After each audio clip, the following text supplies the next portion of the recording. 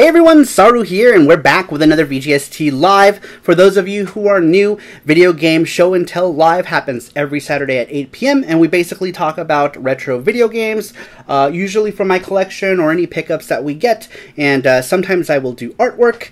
And so welcome to the show. I see we already got a bunch of people in the chat. I see Zell, he says, hey! Daniel says, hi! DC Redaya says, what's good in Saruland? My Saruland brethren. John Kratz says, howdy y'all. Pabst Open says, I'm getting drunk tonight. Sweet. What are you drinking? Oh, we need music. We need music. Music. Awesome. Randrick is here. What's up, Randrick? Light Up is here. It's been a while, Light Up. Thanks for stopping in. DC Redaya says, I'm one of those cool guys now. Yes, you have been given the power. And I am making a mess.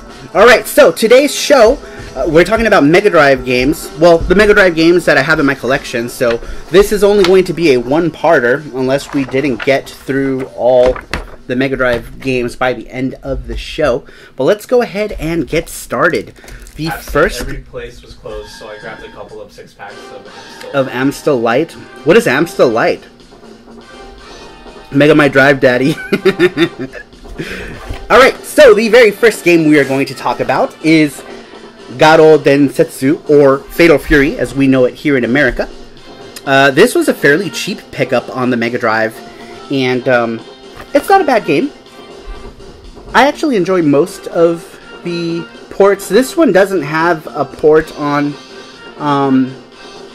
well, it does have a Super Nintendo port and a Mega Drive port. The PC Engine didn't get Garo Densetsu game until Fatal Fury 2. I'm trying to see if this one still smells like Japan, but I actually don't think I got this in Japan. I think this came from PRGE, I believe, year before last. And we're actually listening to Fatal Fury Special soundtrack on the Mega Drive. This is the Mega Drive version of Fatal Fury Special that we're listening to right now. Moving on, the next game here is Strider Hear You. This one actually belongs to Crazy Cubano. I need to give that back to him. This isn't mine. I was going to do a comparison video between Strider Hear You on the Mega Drive, which I like better than the PC Engine, and the PC Engine version, which is an arcade card game. I honestly think this is a really solid port of this game. And I need to actually get my own copy of it, because that one is not mine, but I put it in the stack there. Next here is Valis 3.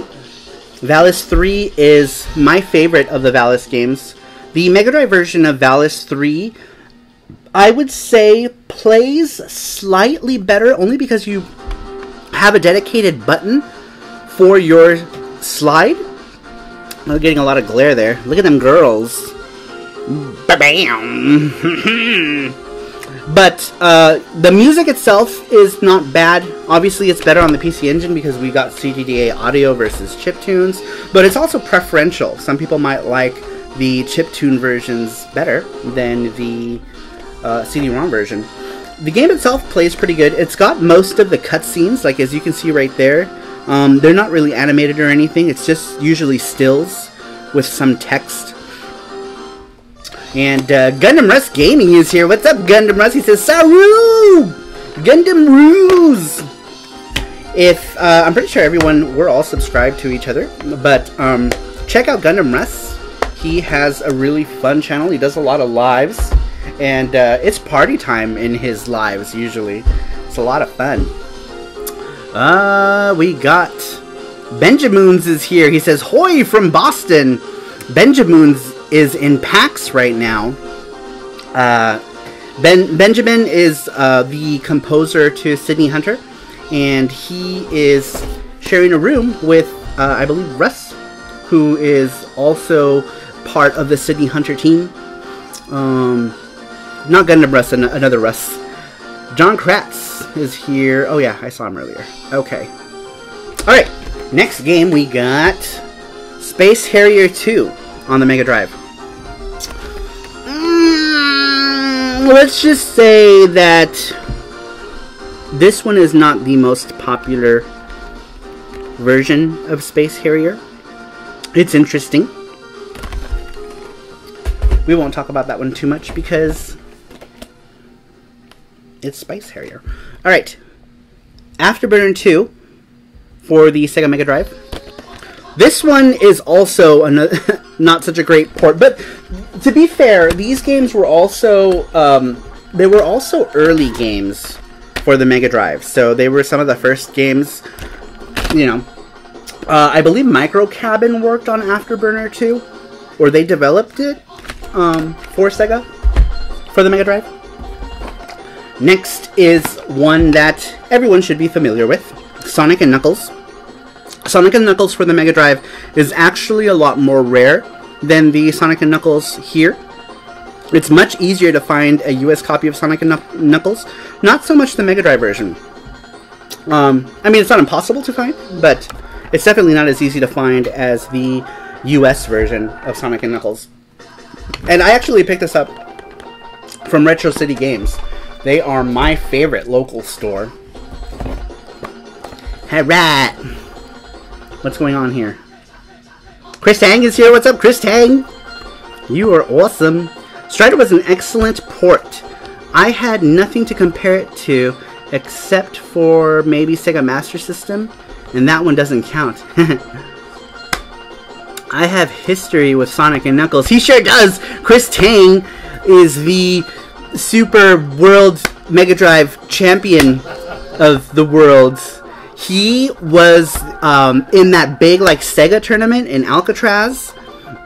He says he's still recovering from GDC. Oh, that's right. He was at the Game Developers Conference too, where they revealed lots of stuff. Or did he? No, I think he revealed the name to his game. His name is now called Strike Blazinger. Blazinger, right? I believe so. Correct me if I'm wrong, Chris, because you are here. You can tell me, no, sorry, you are wrong. Yeah, you some haters. That means you're growing as a channel. It's actually one other hater, but it's fine. You can obsess over me. Not worth it. Not worth it. Just continue. Obsess over me. Yes, Strike Blazinger. That's pretty cool. I plugged FX Unit Yuki. Someone cheered when I said the title. Really? That's so cool. That's awesome. Thank you for doing that. You're always talking about Yuki. You're such an awesome dude, man. Alright. Let's get to more games. This one I actually haven't even opened. But look, it came from Book Off. It was like $9. But it's not sealed, but it's like they close it. Like Book Off will seal it. And this is, what is this called in America? I think it's Mystic Defender.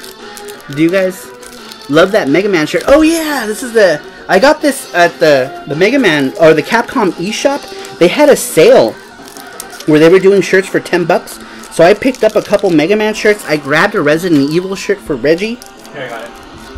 I don't. Read it. I'm having so much trouble. Alright, there you go.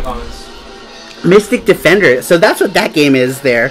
At some point he's going to go ahead and open it and You got comments above. I'll smell it. I'm going to smell it. Smell it. New shirt will be made soon. I know, right? Seriously, it's like every time I get a hater, it turns into a shirt. So, it might be fun. Chris Tang says, yeah, I can PM you a link to a private video. Dude, that would be so dope! I would love to see it. Oh man, you just reminded me. I wanted to cut your footage from that last one where you talking about Yuki and you made the Primal Rage reference, or how you were telling people that you made the Primal Rage reference in FX Unit Yuki. That was so awesome, and I completely forgot about that. But I want to cut it. Yeah, he's gonna show me. He showed me one from last year's conference, which I thought was really cool. Spellcaster on Master System, Mystic Defender on Genesis. Ah, okay, so that's what this is then, right? Mystic Defender. What is it called? I think it's Kujakuo or something like that. I don't know. I can't really read the kanjis.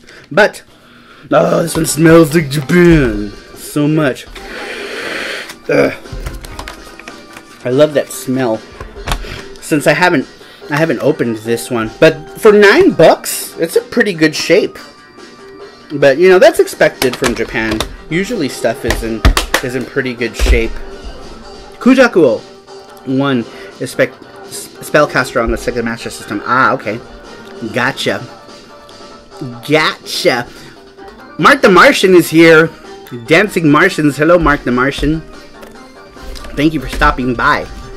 Alright, let's go ahead and go through the rest of the cartridges, because I'm pretty much showing you all the cartridge-based games first, and then we're going to jump over to the Mega CD games, which we're listening to right now. The next game here... Oh, guys, so Jesse just put in the link to the Gachapon for the hour. So at around 9 o'clock, 9-ish, we're going to do the first Gachapon. Make sure you enter that, and for a possibility to win... Sorry, my earring's like falling out. And you can win stuff. Enter it. Alright, so going back to the games, this one here is Assault Suit Lanos. Assault Suit Lanos was made by Masaya, NCS Masaya, Nippon Computer System. And this came out in the US as like Space Attack or Mars Attack or something Attack. I have it in cart form. And then I think they re-released this for the PS4. I haven't played it, but I'm guessing I think it's a re-release of this one, the one for the PlayStation 4. I think so. Target Earth, that's what it was. The word Attack's not even in it. I don't know what the hell I'm thinking of. Target Earth, that's what it was called. All right, so this was Target Earth in America. This one, this game is awesome. I like these games. The first one was Valken. Oh no, this was first. I'm sorry. This one was first. This came first. Lanos, and I think Valken came second. Correct me if I'm wrong. But this is Valken on the Super Famicom. But you know, we're not going to talk about this because we're not talking about Super Famicom. That's the next.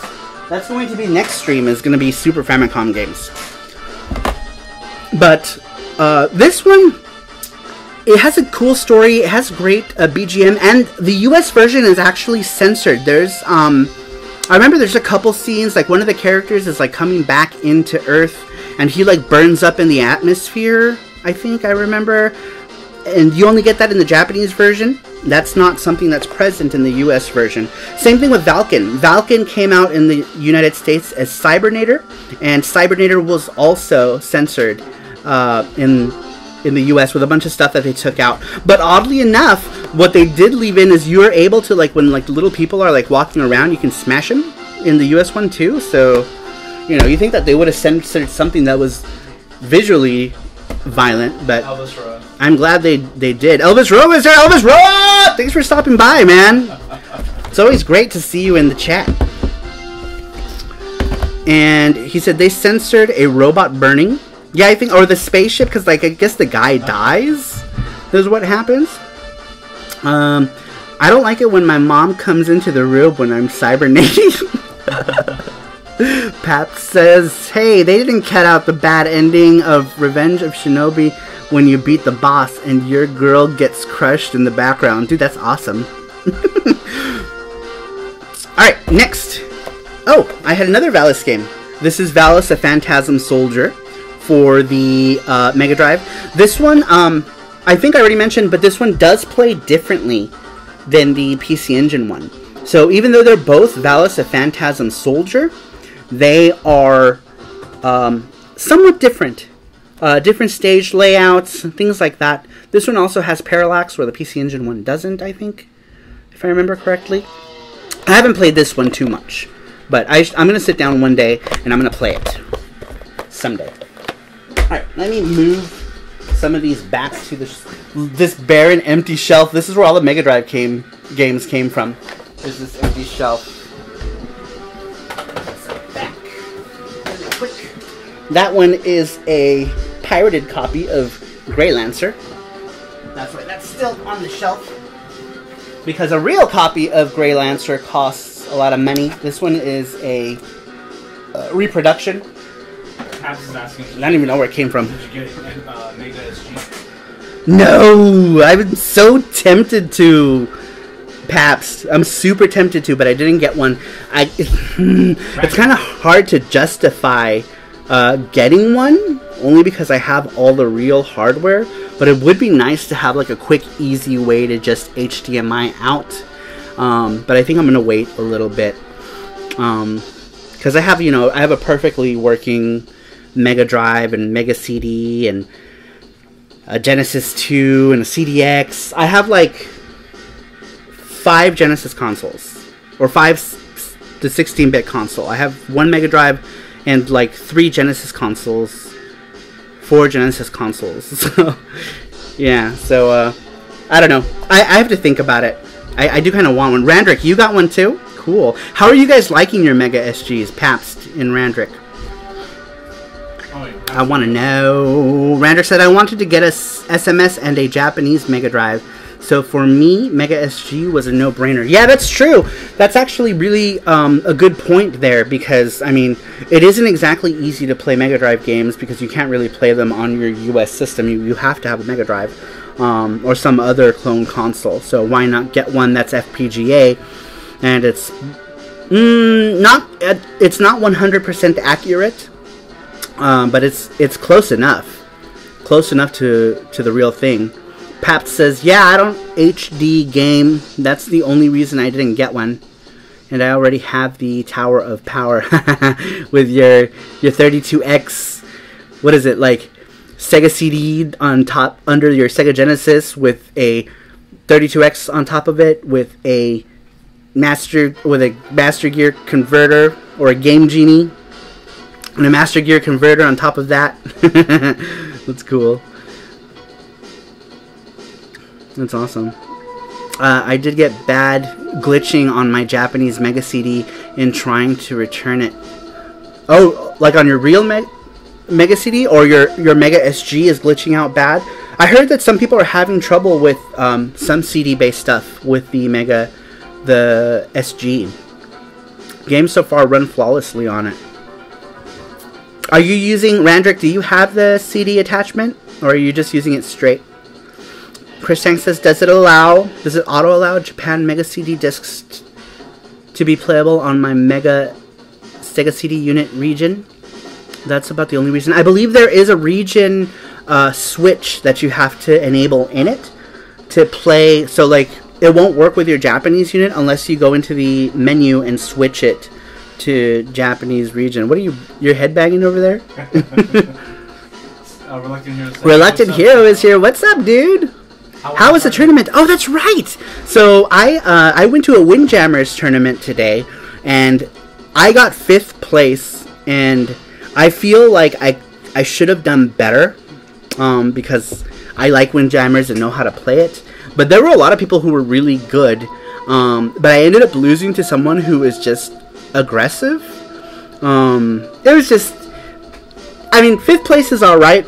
We overall got the most points still, and someone in our team got 3rd, but I got 5th in our team, and our team was 6 people, and 4 were eliminated, and me and one other person made it to the end, and I got 5th place. It was fun though. What I really didn't like about it is that the tournament started at 8 a.m. is when we had to check in for this tournament. What kind of gamer wakes up at 8 a.m.? Like, seriously, like, who wakes up at that time unless you're waking up to go to work? You know what I mean? Like, and it was held at, like, a gamer thing. You think that they would have had it at, like, noon, you know? Or 10 a.m., maybe? Even 10 a.m. would have been more reasonable than that, but, you know. Well, Gundam Bros Gaming just donated $2. Thank you so much for your support. He says, love to support. Thank you so much, Gundam Rust Gaming. You are awesome. But yeah, seriously, like, 8 in the morning, like, who the hell gets up at that time? Like, so I go to sleep late on Friday, because Friday is a day that I don't work, right? So I'll stay up until, like, 4 in the morning or whatever. And so last night we stayed up doing something very specific that we wanted to get done, because this week we're shipping a certain Mega Drive game. And so we wanted to ship more today, because we've been trying to get them out as quickly as possible. So some people I think some people are already receiving their copies, but me and Jesse stayed up till like 2 in the morning putting together Yuki copies. Do you guys want to, actually, maybe I'll just show you. Do we have one? Is there one? Oh, back here, yeah. Oh, these are cartridge only. Let me show you guys. But yeah, so I ended up getting 5 hours of sleep before this tournament, which really sucked. I felt like if I had gotten some more sleep, I probably would have been done better, or I probably would have done better at it. But let me show you guys FX Unit Yuki for the Mega Drive Genesis. This is the cover that I designed. Josh Prod, the one that they're sending out now, is they have a different design than this one, but this is the one that we designed. So this is what the Kickstarter backers will get. They will get my designed cover of it. And theirs is a little different. Theirs has like a mixture of the artwork that's on the PC Engine version, and this one is for the most part new art, with Jenny's like, oh, look at that weapon, tastes so good. And then Shido's flying in like, what's going on? And then for anyone who's beat it, you know what this shadowy figure is already. But it looks good. So let me open it for you guys, since we're already talking. Perfect, since we're talking about Mega Drive games tonight, right? Unfortunately, we're not going, for now. We don't know. We're not going to be making any more. These are super expensive to make.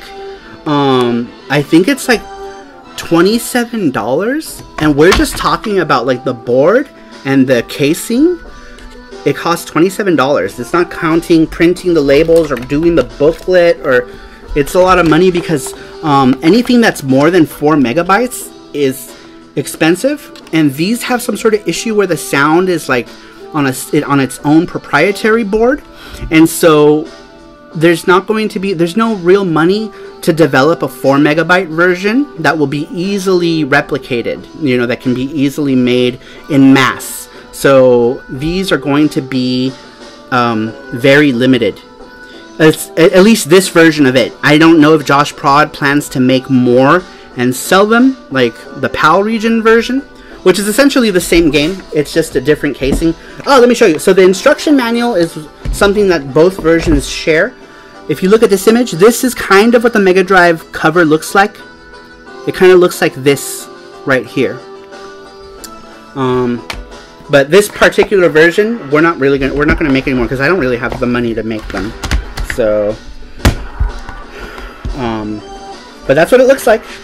That is the manual, and that is the cart, and then the back of it is pretty similar to the PC Engine one, except that with the screens, the text on the back is the same as the PC Engine one, and you got Nobuyuki and Master N. And then a Yuki. But yes, that is the Mega Drive version of FX Unit Yuki, and anyone who's backed it should be getting their copies. Some of you might even already have their copy of Yuki. If any of you backed it.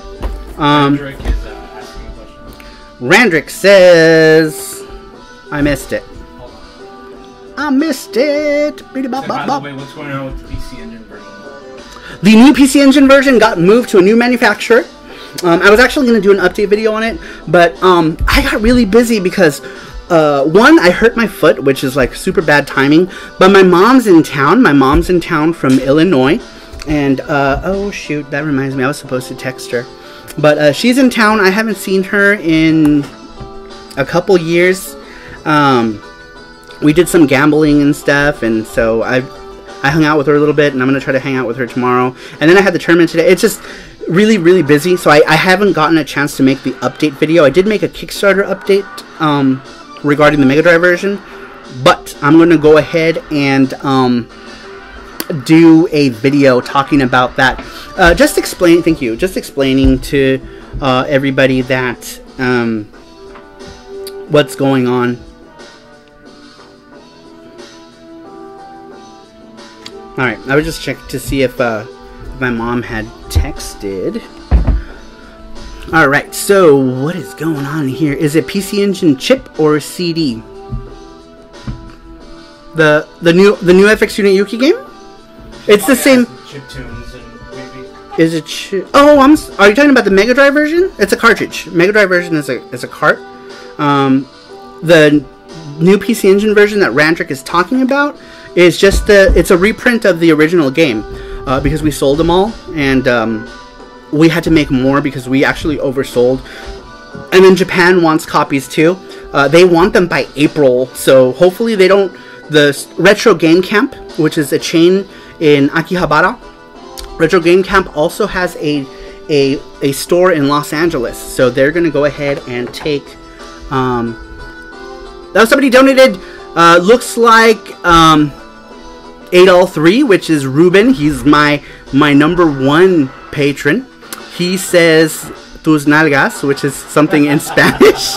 He donated $10. Thank you so much, Ruben, for your donation. You were awesome. He gets a drawing. Yeah, if he wants one. If he wants one, he can get a drawing. Do you want a drawing, Mr. Ruben? I'll draw you something. I'll draw some nalgas. You can check that out. Or yours. Okay, I have questions here. Pat says, is the PC Engine version of the game a PC Engine chip or a dual CD game? Oh, it's a CD game. It's the original FX Student Yuki game. Keyboard Kitty Cat says, hello everyone. Keyboard Kitty Cat. Hello, Keyboard Kitty Cat. Thank you for stopping by. It's always a pleasure to see you on. Ruben says, tu culo. Ruben's naughty. Naughty boy. Randy says, oh, don't worry about it, Saru. I was just wondering what was going on with the stupid company. Oh, I'm sorry. I'm sorry. I went on a tangent. Okay, so the original company that was doing it, they screwed up like how many times did they screwed up? Twice or 3 times? I want to say 3, but I think they sent us physicals. 2 messed up physicals, but they man. So anyway, we pretty much fired them. I went to the Better Business Bureau and we did get our refund, which was totally awesome. We moved it to another manufacturing company. That one's also in Los Angeles. They assure me they're going to get the job done.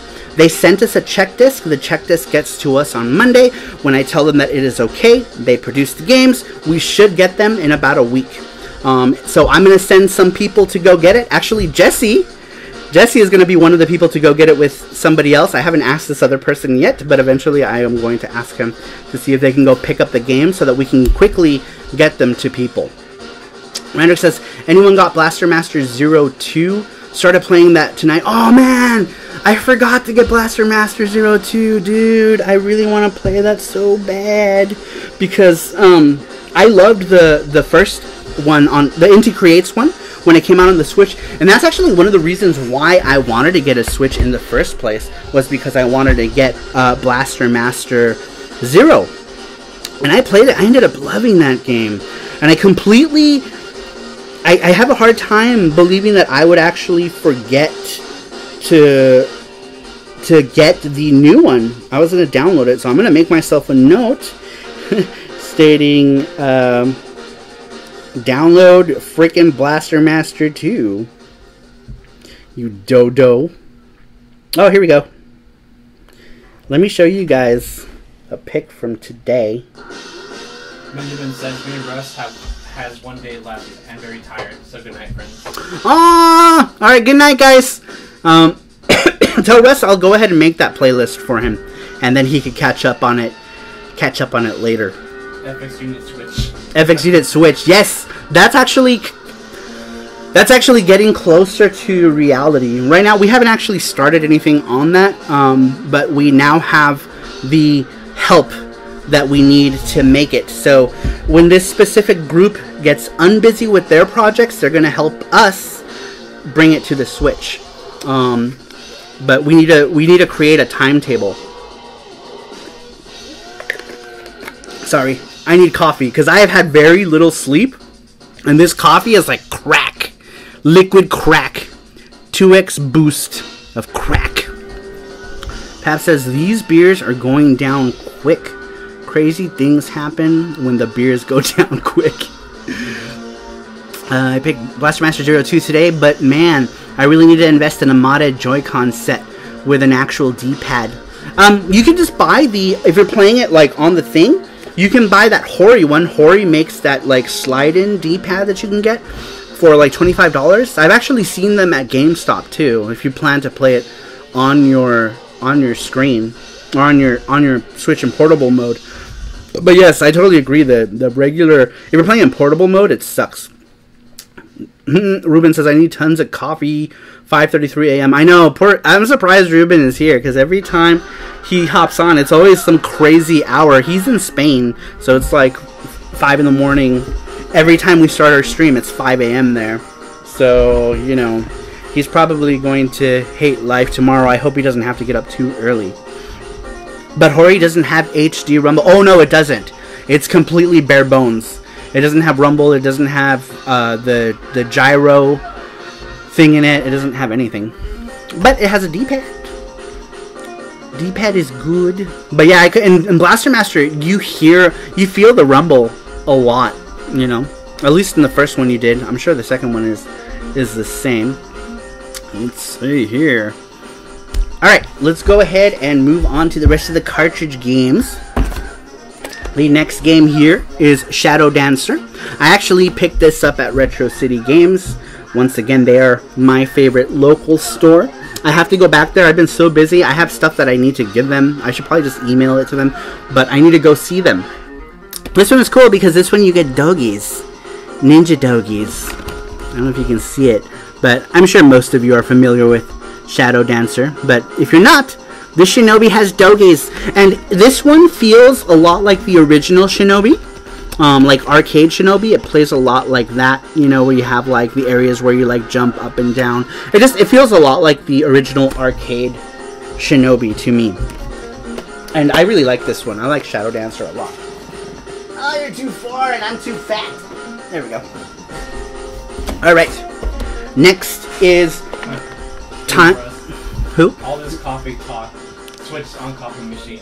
Now. Yep. Suggestive coffee talk. Shadow Dancer, Dancer for Money. Ninja Strippers. That was a... What the hell's wrong with this version of this song? A lot of weird screaming. Papsoman says, that was a rental for me, and I beat it that night. It was way easier than Revenge of Shinobi. I have zero mod... Oh, I don't know what the time... wasn't too hard, but I can see where it might be troublesome. Oh, are you guys talking about modding stuff? Oh, the D-pad mod. Gotcha. That's true, you can do... Because it's like, you buy like a shell or something. Pap says it's not coffee time, it's drinking time. Well, technically you can go get a bottle of Bailey's, and then you have coffee and drinking time. Ferguson 78 says Time Dominator has some catchy tunes. Oh, that's right, Time Dominator. Time Dominator. It makes me think that they were going to make a second one, because this one says Time Dominator first. This in America is Socket, and Time Dominator what's his name? Perkinson78 was saying that Time Dominator has catchy music. It does, dude. I love the music in this game. Some of my favorite chip tunes come from this game, and they're so good. If you haven't played it, play it. It's kind of a Sonic the Hedgehog clone, but it does have some other aspects that are kind of original to it. But it's like one of those like speed running type games like Sonic, where you just quickly get through the stage. Not all stages, but Sonic also is the same, where not all stages are like that. But I really like this one. This one is done by Vic Tokai. And Vic Tokai, they did other stuff like Kid Cool and the one game where the mummy throws his head, Decapitac. I think that was Vic Tokai also, which in Japan is something completely different, something like Magical Hat Daiboken or something like that. I don't have either version of those games, but they're good. Alright, I need to find a spot for you games. New spot for you. I put the link for the Gachapon thing. Alright guys, Jesse just put in the link for the Gachapon thing. If you haven't entered it, go ahead and enter it, because free stuff! Free stuff! People like free stuff, right? Ruben says Time Dominator over Tokulo. I agree! I just started collecting Genesis games last summer. My most recent picks are Land of Illusion, Rocket Knight Adventures, and Shining in the Darkness. Need to get Shadow Dancer next. So I recently just got Shadow Dancer. You know, it's funny, I did have a Genesis, but the Genesis was like the last of the 16-bit systems that I got.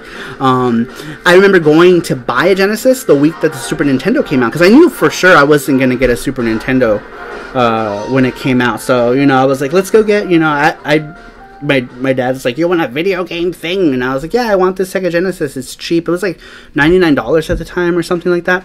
And so we went, and then he ended up buying me a Super Nintendo. So then I still wanted a Genesis. So eventually I saved like birthday money and stuff, and I got a Genesis. But I got a Genesis super late. And I didn't really have a lot of Genesis games. I have maybe like 10 or so. Some that I still have, and they're all in carts. Maybe I should have pulled those out as part of this whole thing. But who knows where those are.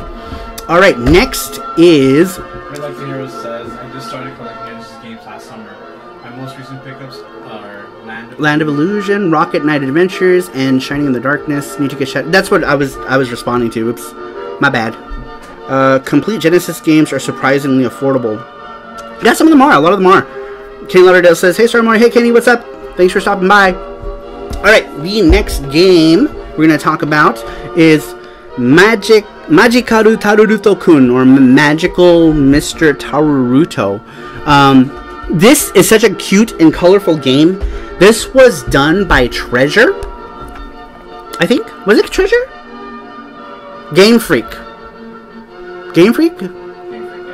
Game Freak did this, right? Yeah, this was done by Game Freak. The people who made Pokemon. Yeah, Ruben says Game Freak. Wrong! It was the Pokemon Company. Yes, it was Game Freak. So this one here, actually, if I think Kid Shoryuken did a video on this, so make sure to check out his review on this game. Super colorful game, super cool, and it's cheap. I think I paid $25 for this, and I think it's still like 30 bucks, 30 or 35 bucks. But yes, it was done by the people who made the Pokemons. And it's, I love it. It's a good game. Especially for the price, it's a good game. Kenny Lauderdale says, do you have Pulseman? I do not have Pulseman. I wish I did, but I don't have $300. I wish I had bought it back then, dude. I remember passing up a copy for like 99 bucks. This was years ago, and I was like, nah, that's expensive. I gotta pay 99 bucks for it. Now it's like 200 bucks or 300 bucks. It's insane. Reluctant Hero says, I bought the first Genesis from Chris Kohler at California Extreme last summer. Why does that name sound familiar? Is he like a writer for a website, I think? I want to say. Is he the Kotaku guy, maybe? I don't know. Alright, next game is Burning Force for the Mega Drive. This one is kind of like a Space Harrier type clone. Very anime aesthetic. I love this cover though. Look at that cover. Isn't that dope? The logo is great. The artwork on the cover is great. Good stuff. And the game is fun. Some cool tunes. I think this is also an earlier Mega Drive game. But I really like it. I think I grabbed this at Retro City Games also. Alright, we are down to the last couple of games here.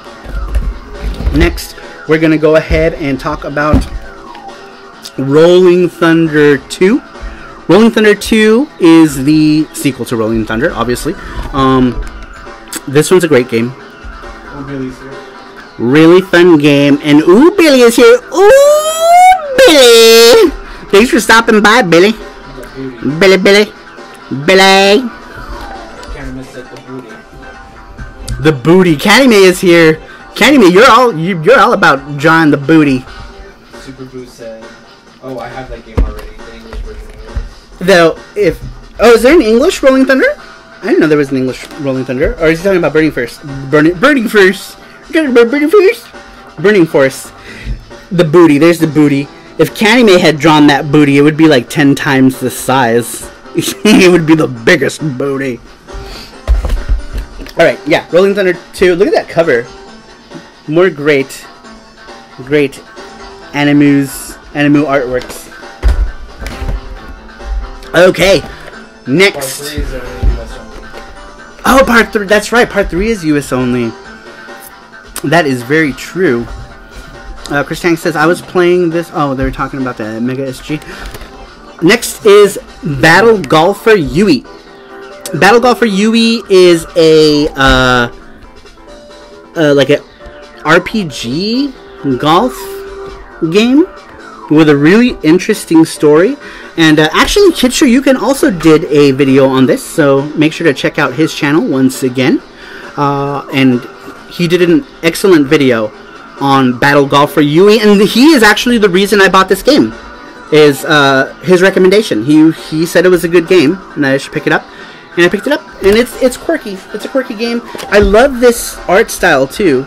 Like, this totally could have been an anime, in my opinion, but it wasn't.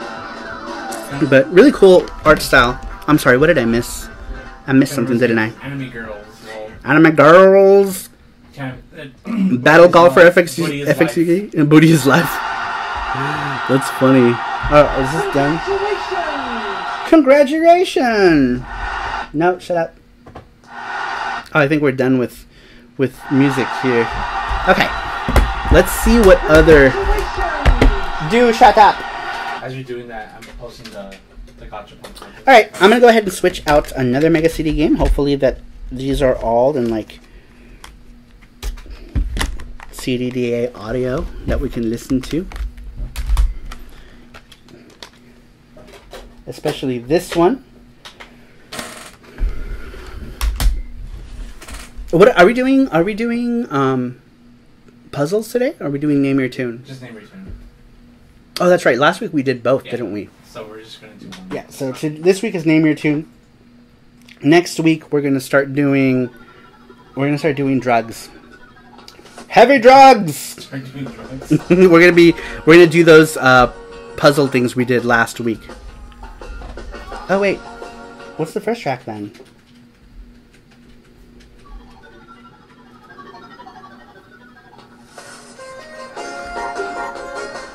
Nerd points to whoever gets this first. I know it.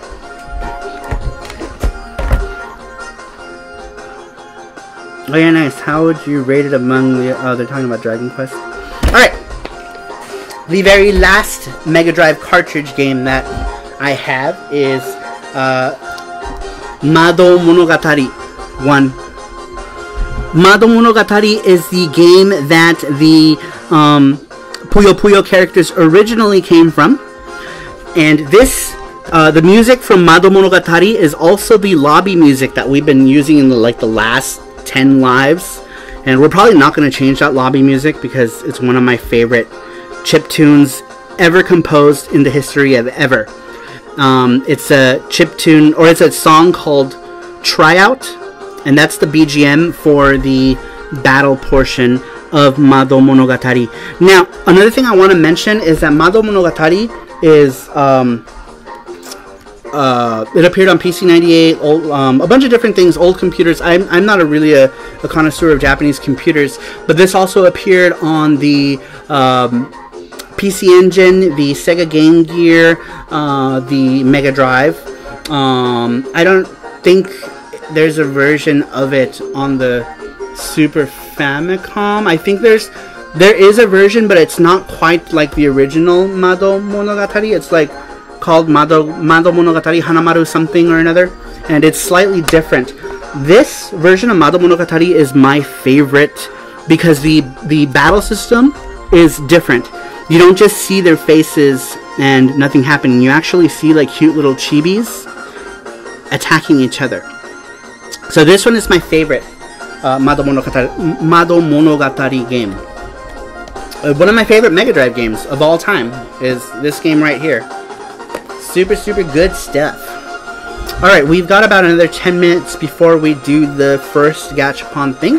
I'm going to go ahead and check the chat really quick here. I'm also checking for other stuff too. Okay. Randrick says, Daddy Milk is so nice. It is. Super nice. Milk Daddy. I recently heard this. Oof. One of the things that really stuck to me when I first played Ninja Warriors in the arcade, other than its like ginormous like cabinet size, you know, was the music in it, because I would have been like 8 or 9 years old when I first played the Ninja Warriors in the arcade, and I just couldn't get past the whole aesthetic of the game. Because at the time, things like the Terminator were popular in America, and I'm guessing that the Terminator had a lot of influence on, maybe, I don't know, I'm guessing, but they are robot ninja assassins, and it's just so cool. It was just super cool, and the music was super long. One of the longest music tracks I've ever heard for any game ever. Travis says, "Sup, DJ? How are you, bud?" Good, man. Thanks for stopping in. Yeah, great game. One of the best games I played in 20... Oh, he's talking about Dragon Quest, I think. Alright, so let's go ahead and move to the Sega Mega Drive games. To the Mega CD games. So, speaking of the Ninja Warriors, that's what's playing right now.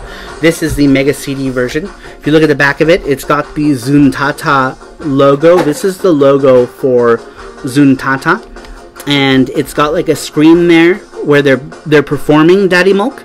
Because you can actually, one of the options in this game is to watch like an interview, I believe. And a mini Jaoriasu title sound team Zuntata, and it's got like a concert thing that you can watch where they do blah blah blah. Oh my god, yeah, that's the same guy. I don't think that's his friend. I don't think he has any friends. Tatas. Zuntata. Yeah, that's a crazy amount of money. Glad I bought a copy on eBay. Ooh, wait, are you this is $80 right now? Did you get it complete though? Because mine is not complete. This one is actually missing the music. There's a mini music CD that comes with this, and I don't have the mini CD that came with it. But this game came in pretty good quality. This came from Beep in Akihabara. And it was 3,800 yen at Beep in Akihabara. Ninja Warriors again. Oh man, thanks for bringing that up, Parkinson78. Ninja Warriors again is coming out once again, and they're calling it the Ninja Warriors once again. And the Ninja Warriors once again is getting that super HD retouch treatment like they did with Wild Arms. They're completely retouching the game, so it's still the same game, but they do, like, if you go to the website for the Ninja Warriors again, there's like comparison shots between the two, and they show you how like they did stuff with the background, like they cleaned up the background. Some of the characters, like the male, the blue ninja character. I'm sorry, this is the Mega CD version, but the Ninja Warriors again, I believe, is going to come out on the PS4 and the Switch, which is really cool. And like I said, they recently released Wild Arms Reloaded, and that got Wild Guns Reloaded. Wild Guns Reloaded got that same treatment. And like I was saying, they redid like a bunch of like the bosses too are like way bigger. The animation got a huge revamp too. So like they showed the Kunoichi, which is the female ninja, her walking stance. Like now her hair is like super flowy. It's just it's something that I can't wait to play, because it's going to be a visual treat, I think. And I really wanted the Ninja Warriors again for the Super Famicom, but that's another game that goes for $300 if you want it complete, and $99 if you want just cart only. It's not the cheapest game to get, but for good reason. It's a good game. Natsume has a thing with redoing games and them being really popular. The other game that they redid was Kiki Kai Kai, otherwise known as Pocky and Rocky in America, and they did a great job with that. Super, super cool. Reluctant Hero says Magic Knight Rare Earth US version, Saru. Wait, what? Did I miss? What did I miss? What did I miss? What about Magic Knight Rare Earth Reluctant Hero? I'm sorry. I missed your thing. Alright. No more swooning over the Ninja Warriors, even though it's excellent. I did a video actually on the Ninja Warriors for the PC Engine. If you haven't seen that video, go ahead and watch it. It's a quick bits video, so it's only like 4 minutes long. And it basically talks about the PC Engine version of the Ninja Warriors, which is not as good as the Mega Drive version, obviously for obvious reasons. But it's not bad. It's not a bad game, and you can play it on the Express. What am I pointing at here? I don't know what I'm pointing at. But you can play it on the Turbo Express on the go, which is cool. Ninja Warriors on the go is awesome. Alright, next is Garo Densetsu Special. Fatal Fury Special for the Mega CD. This is what we were listening to at the start of the stream. We were listening to the soundtrack for this. Not the best version of the soundtrack. I prefer the PC Engine version of Fatal Fury Special in every aspect. Graphics, music, sound. It's better in every way. But this is still a decent version of Fatal Fury Special. It's still a pretty good version. It's obviously missing a lot of animation. Some frames were cut.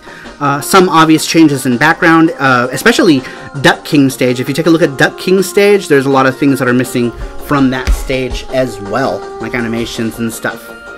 Looks fantastic. Dude, did you see the new trailer for Streets of Rage 4, the soundtrack? I did. I don't know how I feel about Streets of Rage 4 yet. I'm trying to reserve judgment for that game until it comes out, because as it is right now, I'm not happy with the aesthetic of the game itself. Like, the visual style is different, and maybe it's one of those things that I can learn to love, because I'm such a huge fan of pixel art, but I can understand why they didn't go with pixel art. It might have been harder. Obviously, it is harder. It's harder to do pixel art than it is to just do traditional art and animate it that way, because you have to really think about how you're going to compose your artwork when you're doing pixel art versus just drawing it. But I'm going to reserve. I think they used, for the trailer, I think they used a remix for the music, and it wasn't Yuzo Koshiro, unfortunately. Brandon Wallace says Streets of Rage 4 looks like a cheap mobile game to me. Yeah, that's kind of the feeling that it gives off. And like I said, I'm trying to reserve judgment until I play it, because gameplay is also a big factor. But one of the things that I had said was that with Yuzo Koshiro not doing the soundtrack for Streets of Rage 4, it kind of doesn't feel like Streets of Rage. Well, in my opinion, it might not really feel like Streets of Rage 4 because of it. But we'll see. We'll see when it comes out. I don't want to knock something that I haven't played. You know what I mean? Like, I don't want to be like, this game's gonna be bullshit. You know, I'm gonna wait and see how it turns out. But so far, I can say I don't like the look of it. But hopefully the music will just like blow my mind, and hopefully the gameplay will make up for that. I'm hoping. But we'll see. We'll see. Ruben says Koshiro ruins my Tokyo. Let's see. So you play those on your Mega CD system? Because I only have an American system. Yeah, I have a Japanese Mega CD. So there's the box for it. Right. Where is it? Welcome back, Super Boo. Oh, there's the box for it. It's on this side. Yeah! There's my Mega CD right there. And Super Boo is back. Welcome back, Super Boo. Garbled Waves for Streets of Rage 4, right? Yeah, that would have been cool. Did you like Double Dragon 4? I actually didn't play Double Dragon 4 because, I don't know. I felt like they were just, I don't know. So Double Dragon 4 didn't really attract my interest, kind of like how when they went from Mega Man 8 to the style of Mega Man 9 and 10, it's like, you can't go backwards. Don't go backwards. Go forward. Go forward with the visual design. Either you keep it the same or you go forward. Don't revert. I don't like it when they revert. I just don't.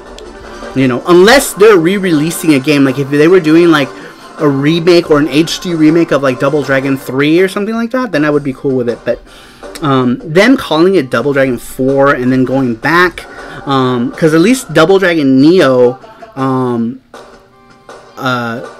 that was Neon. Sorry, Double Dragon Neon. That was like a 3D. I didn't really like that one either, though. But it had really cool. It had cool remixed music. I just didn't like the 3D look. I'm not a fan of 3D beat 'em ups. I like my beat 'em ups in 2D. It feels different. Double Dragon Neon had awesome music. Yes, it did. It had great music. Double Dragon as a series has never grabbed me aside from 2 on the NES. See, I really liked Double Dragon. The first Double Dragon, I played the shit out of Double Dragon 1 in the arcade. That took a lot of my money. Double Dragon. Oh, that's right. Jake Hoffman did the music. No wonder the music is so awesome, dude. He's such a great composer. Sorry, did you play Dragon's Crown? I did play Dragon's Crown. I need to get Dragon's Crown. I don't have. Oh wait, do I have Dragon's Crown? Yeah, I do have Dragon's Crown. Sorry, what was I thinking of? Princess Crown. That's the Saturn version. I don't have the first game, which is Princess Crown, right? It was Princess Crown, Odin Sphere, boobs. Dragon's Crown had some tiggle bitties. It sure did. Actually, I'm an idiot. I have two Dragon's Crowns. I have the PS3 version and I have the PlayStation Vita, but I didn't get the Dragon's Crown Pro. This game is like my favorite beat 'em up of all time. King of the Dragons, but next gen. Yeah, it's like King of the Dragons or like the Dungeons and Dragons game. Love Dragon's Crown. Yeah, it's really good. Vanilla, you can't go wrong with Vanillaware. Like, talk about like 2D to the next level with those guys. Beautifully animated. It's like just looking at an art book come alive with their games. Oboro Muramasa or Muramasa Rebirth or whatever, whichever version. Sorry, Muramasa also beautiful artwork. I have Muramasa on the Vita. I didn't get it for the Wii when it came out. I wanted to get it and I never ended up getting it, but then they released it for the Vita and I got it then. The only Vanillaware game I'm missing is it's Grim Grimoire, Vanillaware game also. Well then shit, I'm missing that one too. I was gonna say that Princess Crown was the only Vanillaware game that I'm missing, but I guess I'm missing more than that one. Dragon's Crown also has thick thighs, and as you all know, thick thighs save lives. That's funny. Yeah, dude, that like one like Amazon warrior chick, Jesus Christ, she's like all thighs, right? Heard it's want to play Double Dragon on the PC Engine. Yes, sorry, I completely jumped off to a different beat 'em up, but Double Dragon 2 on the PC Engine is really interesting. Actually, its gameplay is really good. It has really cheesy cutscenes, even though they're in Japanese, but they're still cheesy. It's like cheesy, kind of cheesy acting, but it's really nice. Music's nice. Who made that? Naxat Soft? I think Naxat Soft made it, because Naxat Soft had some sort of deal with Technos where they would make versions of their games for the PC Engine. So I think it was Double Dragon 2, 2 of the Kunio-kun games, and I think that's it for the Technos games that they released on PC Engine. Did you see their next game, 13 Sentinels? No, I have not. Please tell me more. I want to know what that is. I don't even know what that is, actually. I haven't even heard of it. Is that the new game that's coming out? Dragon Marked for Death. John Kratz, I want to get Dragon Marked for Death.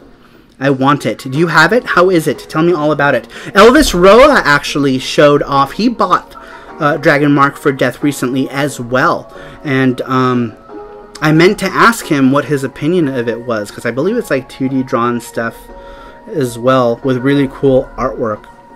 Relative Hero says, I bought a brand new white from Amazon JP. What did you buy? Oh, a Vita. Vitas.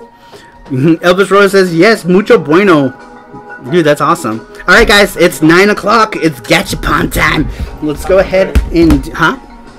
I just put the link, so give it like 1 minute. Alright, so actually there's the last time. If anyone hasn't clicked on the link to enter the Gachapon contest, go ahead and do it now.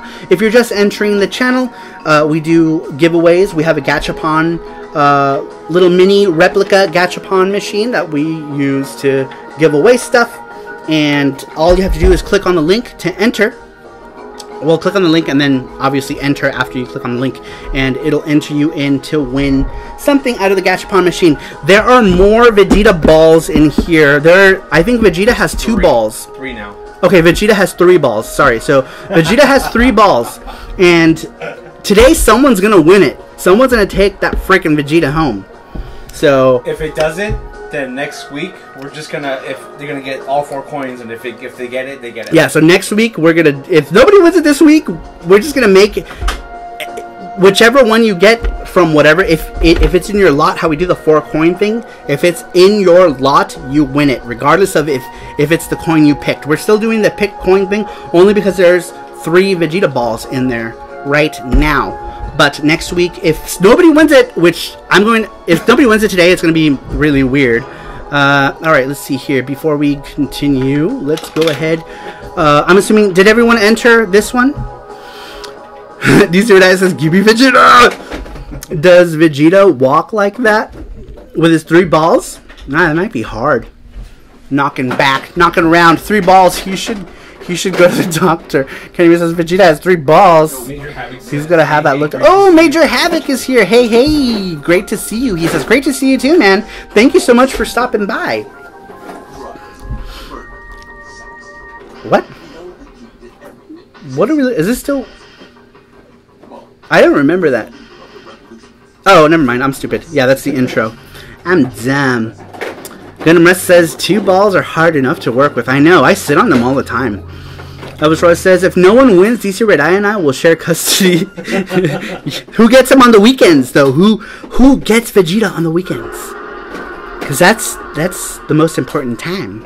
Unless you don't have weekends off. It gives him a bonus to his attack.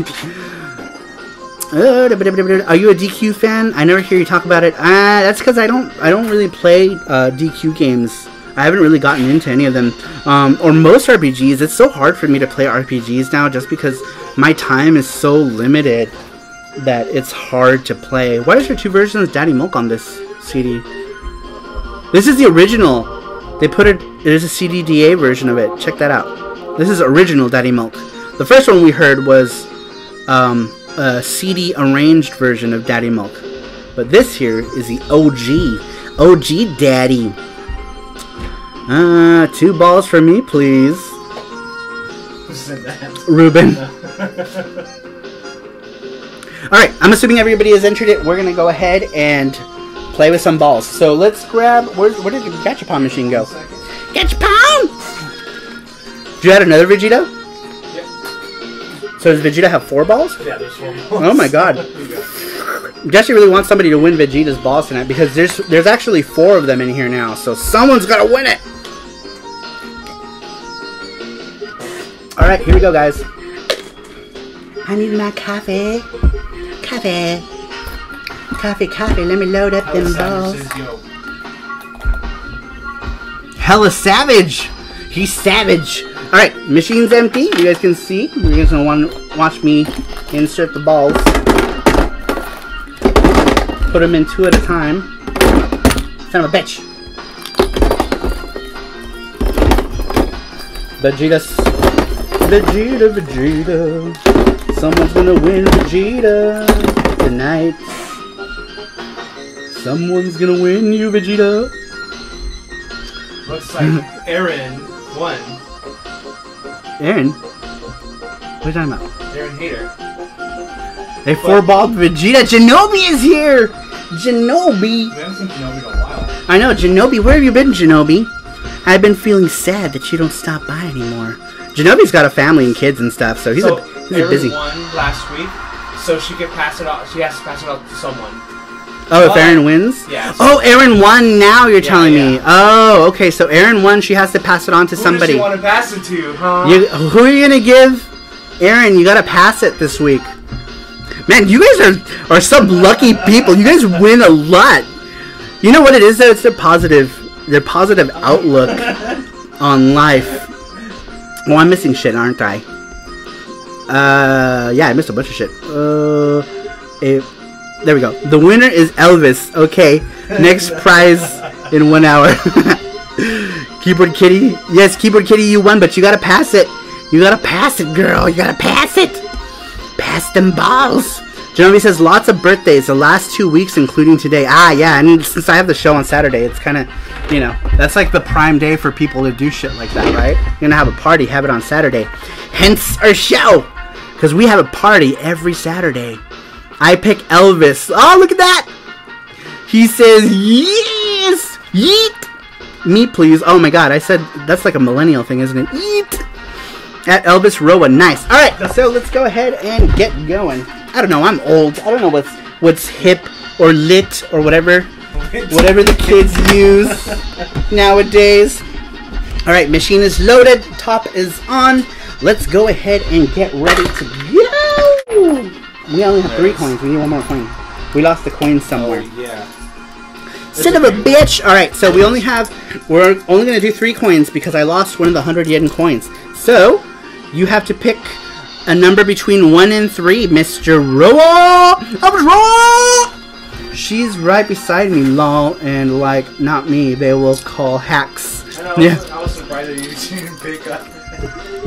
That's because they are giving and sharing people. Generous people giving and sharing people. Today, English, please. Alright. Oh, look, you can see my camera over here. Elvis Roa! If Elvis Roa wins this, what? I think he won the... What? He won the other Vegeta as well. No, he didn't. Wasn't it? Genobi did. Oh, it was Genobi. Genobi did. And we haven't sent Genobi's Vegeta because we're sending it with the Sour Print Club this week. Oh yeah, Sour Print Club. Anyone who's a member of Sour Print Club, they're going out this week, even though, you know, March is pretty much over, huh? He picks 3. He picks 3. Alright. Let's start this shit, y'all. Coin number 1. Let's see what number 1 holds. Ba ba ba ba ba ba. Number 1 is... That's the winner. Number 1 is Vegeta. That's some shit. Alright. So that's one of them. There are 3 more Vegetas in here. Alright. Coin number 2. Ba ba ba. Beep beep boop beep boop. Beep boop. He says no. Babs says wah wah. Only the cool kids win Vegeta. Who? Genobi? No, watch this one be Vegeta as well. Oh, that would be funny. I know, right? If this was Vegeta also, and then the third one's like some like 300 yen toy. Alright, here we go. Number 2. Is it heavy? Numero dos. This one has Oh, it's the... food in it. Yeah, it's the candy. This is the... Yeah, we were supposed to put a paper in here. This... You're gonna eat this right now? Here, give me one. Is this 2 of them? It's 2. Here, open that and give me one. Alright. Those are freaking delicious.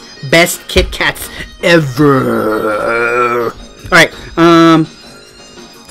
3. Coin number 3. This is your coin, Mr. Roa. Good luck. I'm gonna eat me a Kit Kat. Is it all melty? No, it's not. It's solid. Nice. Alright, here we go! Son of a bitch! Alright. Oh, Billy. It swallowed it. Let's do it again. We mailed it out. It was in a green envelope. Ooh, Billy!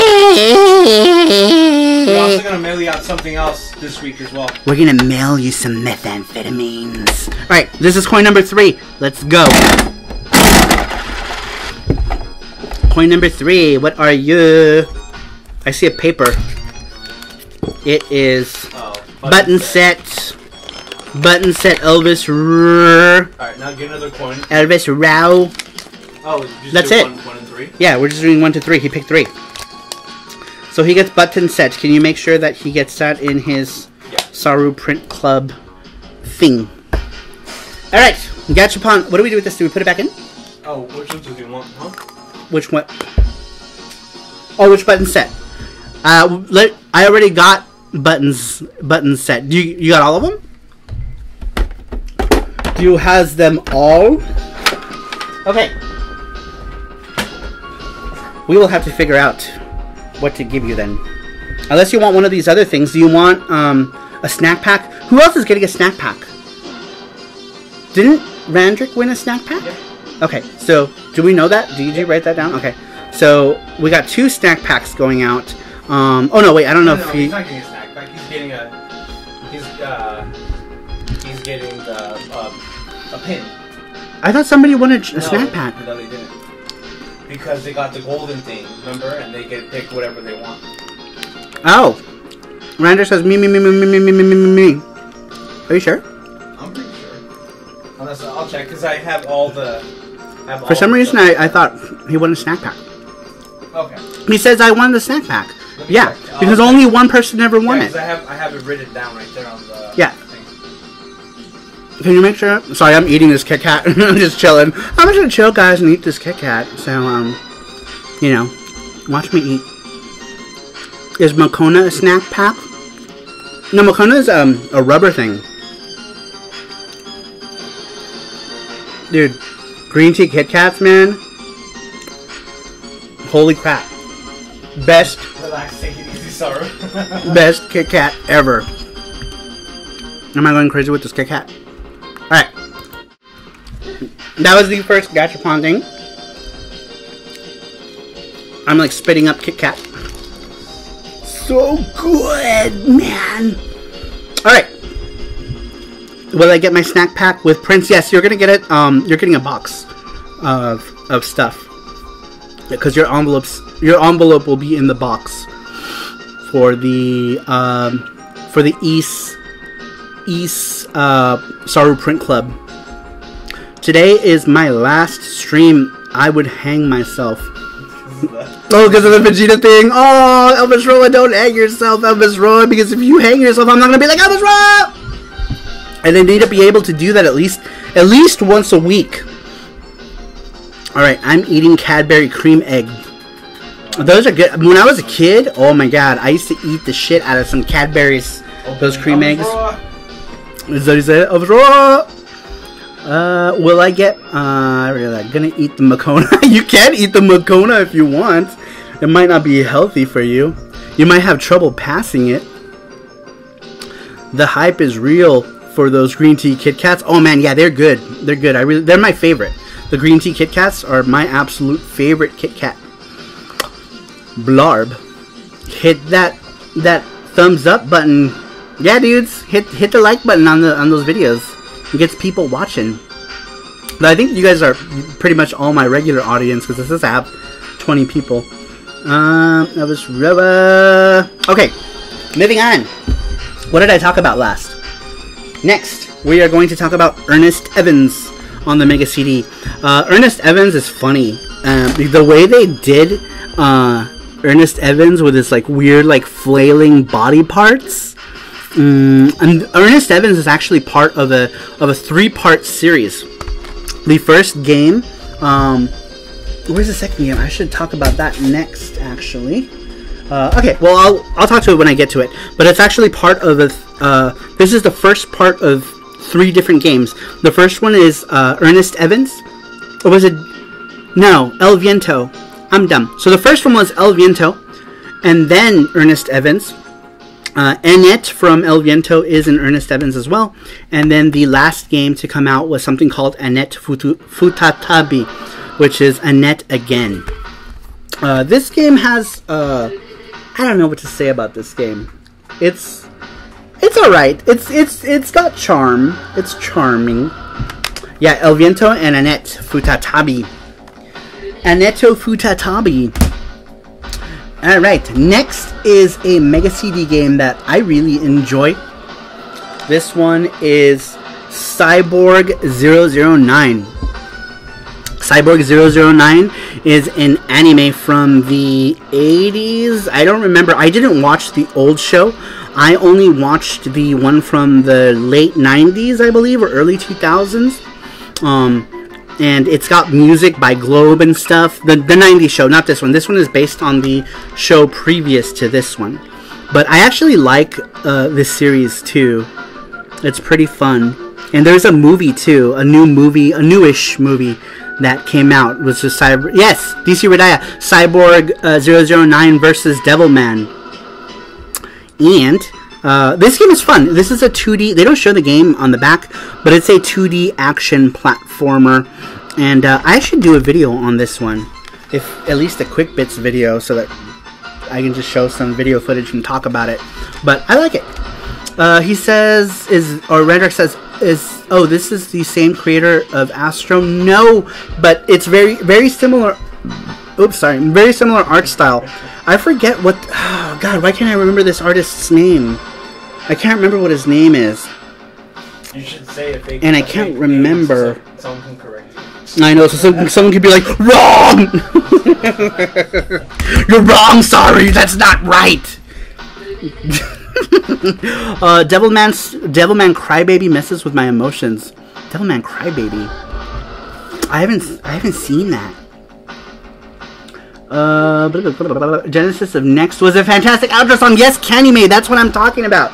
Genesis of Globe did Genesis of Next. You know the Ishinomori, that's right. Shotaro Ishinomori. I'm trying to think who did Tetsujin 28 or Cybernator. Does anybody know? But that's another one of these old shows that I like. Is this one? And Tetsujin Niju Hachigo. Niju Hachigo. I have a box set of Tetsujin 28 actually, and I want to say, I don't know if it's the same artist. I could be wrong. I don't really know. Tezuka? But I like it. I like it. No, Tezuka is Astro Boy. Osamu Tezuka. Ishinomori? Yeah, Ishinomori is the artist for this. I think I'm going to start watching Armitage 3 tonight. Cool! Tetsujin was made by Yokoyama. Okay, well. Devilman Crybaby's on Netflix. It's all very, it has that very same feel. I guess it's all like, that same style. Satoshi Urasuhara? Satoshi Urasuhara? Is that the person who did Tetsujin? Oh, okay, okay. Cool, good to know. But I like it. I like Tetsujin 28 also. It has this like same like visual aesthetic style.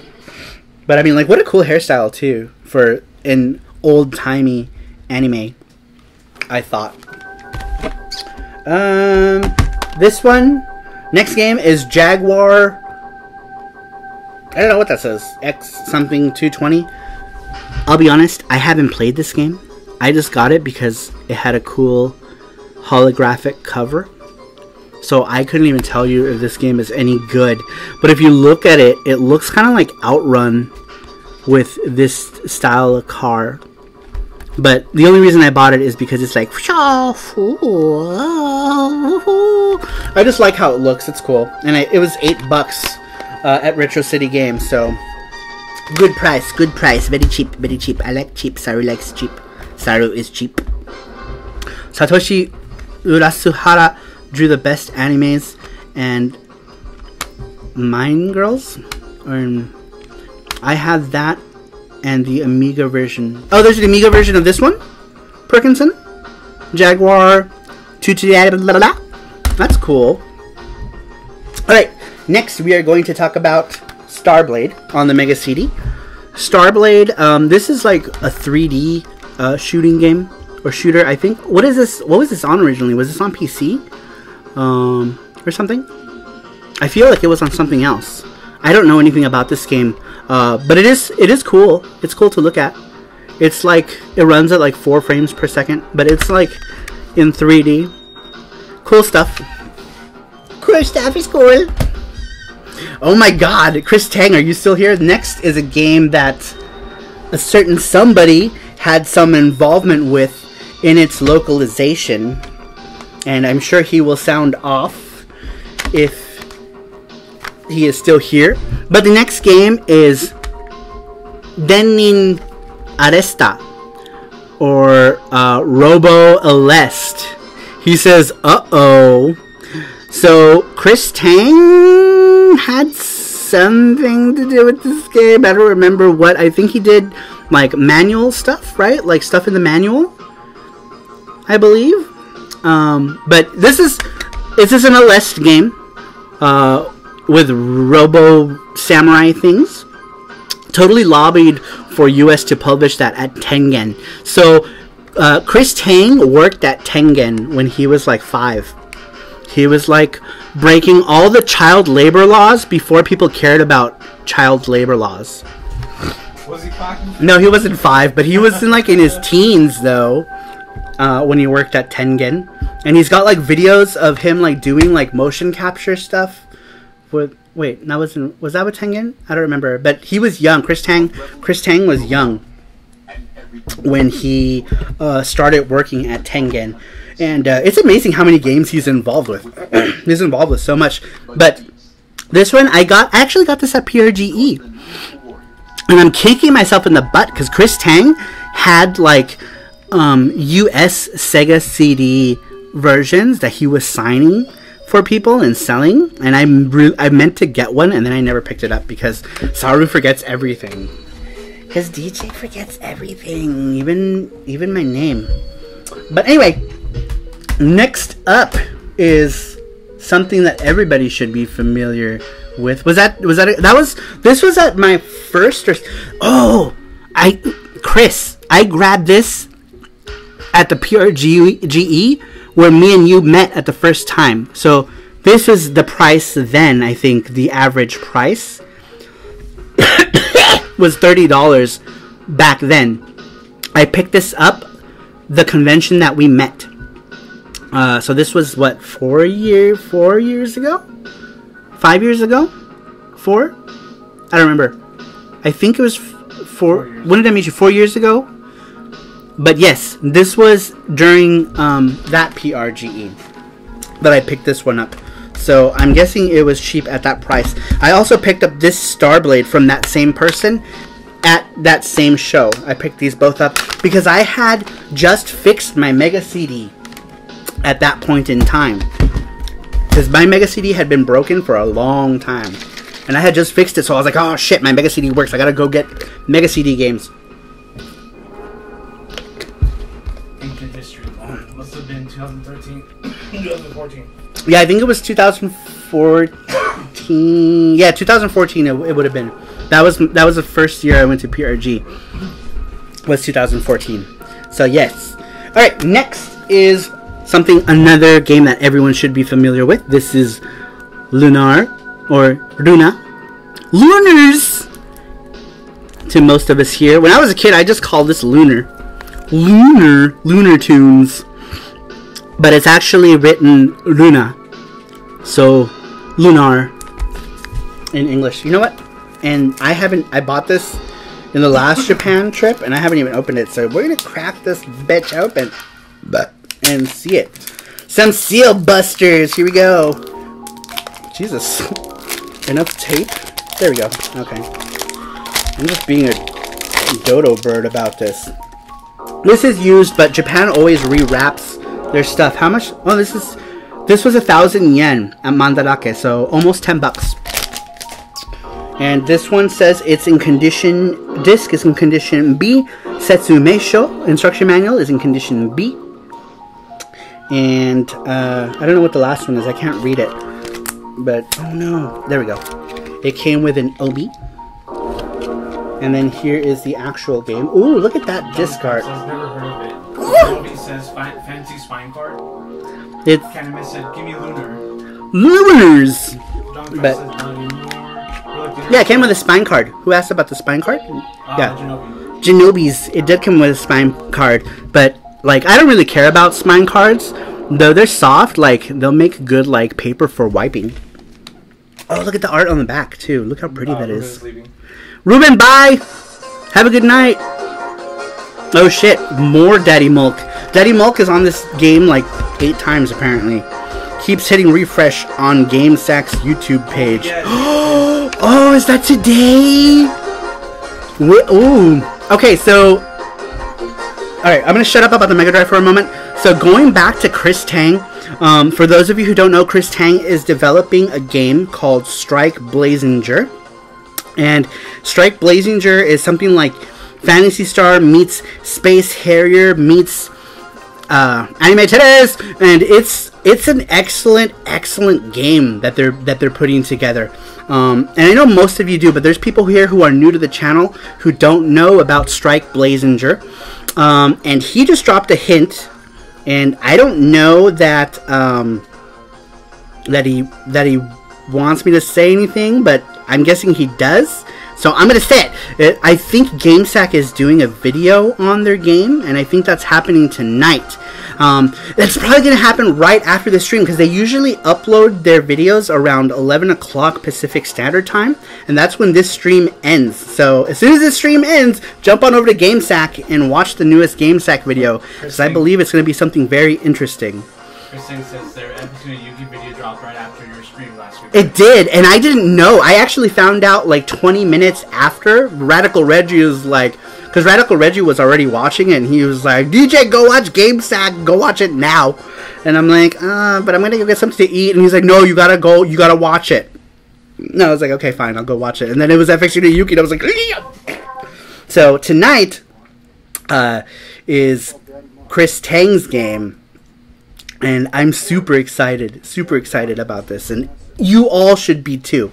Everyone should be excited about this. He says Space Harrier plus Phantasy Star, evolution of rail shooter genre. Yeah, dude, it's just so dope. SRMR just sent an email. Thank you. Huh?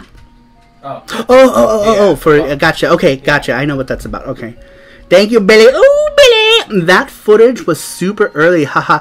It's still super early, but it'll get done eventually. Oh, is the footage that they're using like earlier footage? They're not using the latest footage for Strike Blazinga? Yeah, looks like it. Randrick says, I really can't cool, wait though. to play your game. Man, it looks really great. Is it releasing this year? Ooh, people are asking details. They want all the juicy details on Strike Blazing YouTube, Chris. YouTube. YouTube. No, if he does Yoshi. YouTube. No, he can't do Kiyoshi's gonna YouTube. kill I know, him. Kiyoshi's going to be like, no, don't you encourage him. Don't you encourage him. Gonna come punch me in the face. Shut up. I don't know, though. I think after you finish Blazing YouTube would be cool. It would be so cool. New as possible. Awesome. No, GameSack footage is new as possible. Awesome.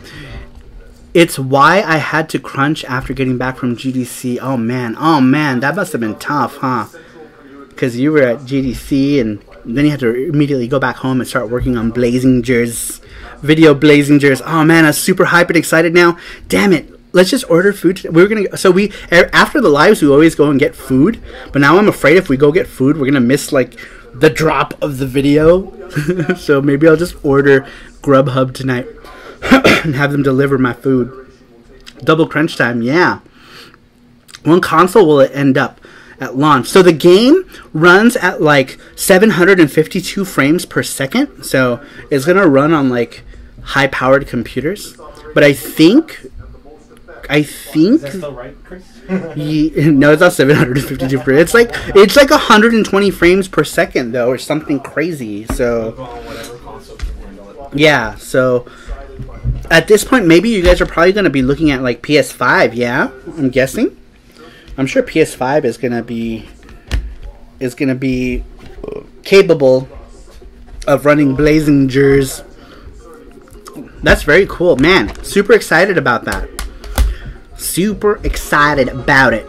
Alright, now let's talk about some more shitty Mega Drive games. This one here, we might have to make human sacrifices to make it run on the Switch. It really, yeah, I know.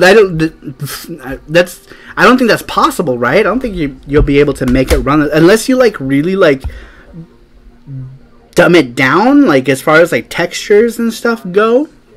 Because you look at Strike Harbinger, man, and it looks crazy.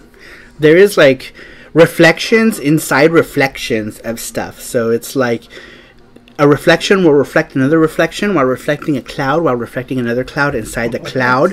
Reflectionception. And more polygons than your eyes can handle and your brains can process. And honestly, if you like, the only way your brain wouldn't explode is if they did do a Switch port. But if you play it on anything other than the Switch, I think your brains will just melt inside your heads. John Kratz! Thanks for stopping by, Kratz! You're awesome. Reluctant Hero says, so maybe PS4 Pro and Xbox One X? I don't know, Chris. Maybe? Let us know. We want to know. We want details. Yeah, people always comment on the frame rate and how it looks so fast. Dude, I know the game looks so lightning fast. Oh, and they're not only putting out... So listen here. They're not only putting it out on console, but they have plans to bring it to the arcade.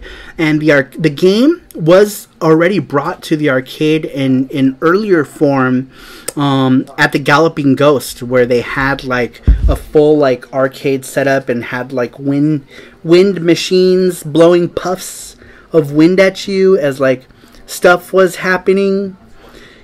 Oh, Jao Oliveira is here. He says, "What's up, my boys, dude? Thanks for stopping by." He is our friend from the Portugals. Chris Tang says, "Yeah, it's almost assured we'll have some kind of arcade release." Oh man, that's gonna be so dope, man! When you guys release that arcade, dude, people are just they're gonna wet themselves. How are you guys gonna keep the machine clean, like when it comes out? You know, people are just going to release into the seat. I'll make sure to bring. I want to link your website you have. Oh yeah, can you, Chris? Can you link something that people can look at so they can look it up? MVS cartridge, yes. Strike Harbinger MVS version. Ropes and ropes of DNA all over it. When it comes out. Oh, that's funny. StrikeBlazinger.com already works. Sweet. All right. StrikeBlazinger.com. Let's go. Let's check it out right now. I'm going to check it out right now on my screen so that we can talk more about this. We are going to talk about this now because you guys, y'all need to educate yourself on the Blazingers. I also added just now. Star Blazinga. The new title was actually revealed by Famitsu of all places. Yes, so Tsushin Famitsu is a Japanese video game magazine. They revealed it for the first time in an article that they wrote. And how freaking cool is that? That your stuff showed up in a Japanese video game magazine? Like, holy shit, dude. Oh my god, Chris, you're so famous. Super famous. You know what's funny? When I first met... Wait, what did I spell here? Star Blazinger... How did I... Strike Blazinger. It took me straight to X Hamster. That always happens. Strike Blazinger. I like the new name, actually. Strike Blazinger is... It's the same as Strike Harbinger was, but I had to cram to update the logos in time for tonight's game site. Sweet. Very cool. Oh, did you update those logos? I thought Kiyoshi did the graphical stiffs. Graphicals. Why can't I write freaking Blazinger? Blazinger.com. How do I computers? Saru's an old man. Oh, this music's to be finished. All right. The domain name. Oh, there's nothing there. You got a new sub. Cool. Who subbed to the channel? I don't actually see. Why don't I see the alerts? But new subscriber. It says who subscribed to me. Tells you. You tell me now. It's NJ Kratz. Thank you, NJ Kratz. Thank you, NJ Kratz, for subscribing to the channel. Super awesome. And thank you, DC Redaya, for telling me, because I get super involved in stuff that I'm doing. And it was lagging a bit. Yeah, and so I always miss them. So I'm glad that you guys are here to tell me to keep Saru in line. We should have it needs to be like, what is that, like reggaeton horn? It's like wah wah wah wah. Oh my god, that would be super annoying, right? The basketball thing. The basketball horn? Yeah. It'd just be like wah wah. Is it not working? Try without the www maybe. Yeah, it said the domain has been registered with Gandhi.net. Try without the www. I didn't put www. We'll put www. Pat said. Wah, wah, wah, wah. Oh, it needs W. So you need to put in www.strikeblazinger.com, and it takes you to the website. Ooh, the logo looks nice. I love it. Love it, love it, love it, love it, love it. New t-shirts, Chris, now, please. New t-shirts. Give Saru a t-shirt. Give Saru wants Strike Blazinger t-shirts. I will wear your Strike Blazinger t-shirt and be like, look at my tits. Wasn't what? We were just watching oh my god, yeah, we saw Pat the NES Punk was wearing a Strike Harbinger t-shirt during... He was telling us last week that he was like, no! Oh, that's right, yeah, you did mention it. Yeah, we actually saw it just a couple of days ago in one of their videos where they're like complaining about something. It's always some complaint or another, right? That was about the Polymega. Oh yeah, they were talking about the Polymega, and how they were doing stuff. Lol, we will hopefully soon. The Harbinger one was super good, and yeah, Pat, right? It's so funny. Yes, I want shirts. I want shirt for me. Just make one for me. You don't have to make one. You don't have to make one for anybody else. You can do that later. I just want one. I want one now, so I can wear it on my channel. All right, let me put in another Mega CD game. Let's see what I want to listen to. We listened to Fatal Fury Special. We listened to. I'm gonna put the link for the. To Satan. Let's listen to some Robo Alestas.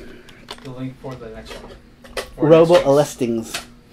All right, and Jesse is going to go ahead and insert the link for the next week's game giveaway. For those of you who are new, we give away one Japanese retro video game every week. That's 4 video games every month and like 18 prizes every month. Oh, Billy says, what is going on, everyone? Oh, Billy! Did you go away? We got his email. Oh, okay. Cool. We got your email, Billy. We'll, Billy. We'll send an email tonight about something. Billy. Yeah, I saw Pat wearing that. Game Galaxy got a Death Stalker, and GGA would be making our deluxe versions, so who knows? Cool. Insert it, Jesse. Insert it. Jesse. Insert it gently. Listen to some Jackie Chan soundtrack. Oh, I wish I had the Jackie Chan soundtrack. I'll find it. I'll see if I can find it for you. Right now I put in Robo Alestings. But I love the music in Jackie Chan. Jackie Chan.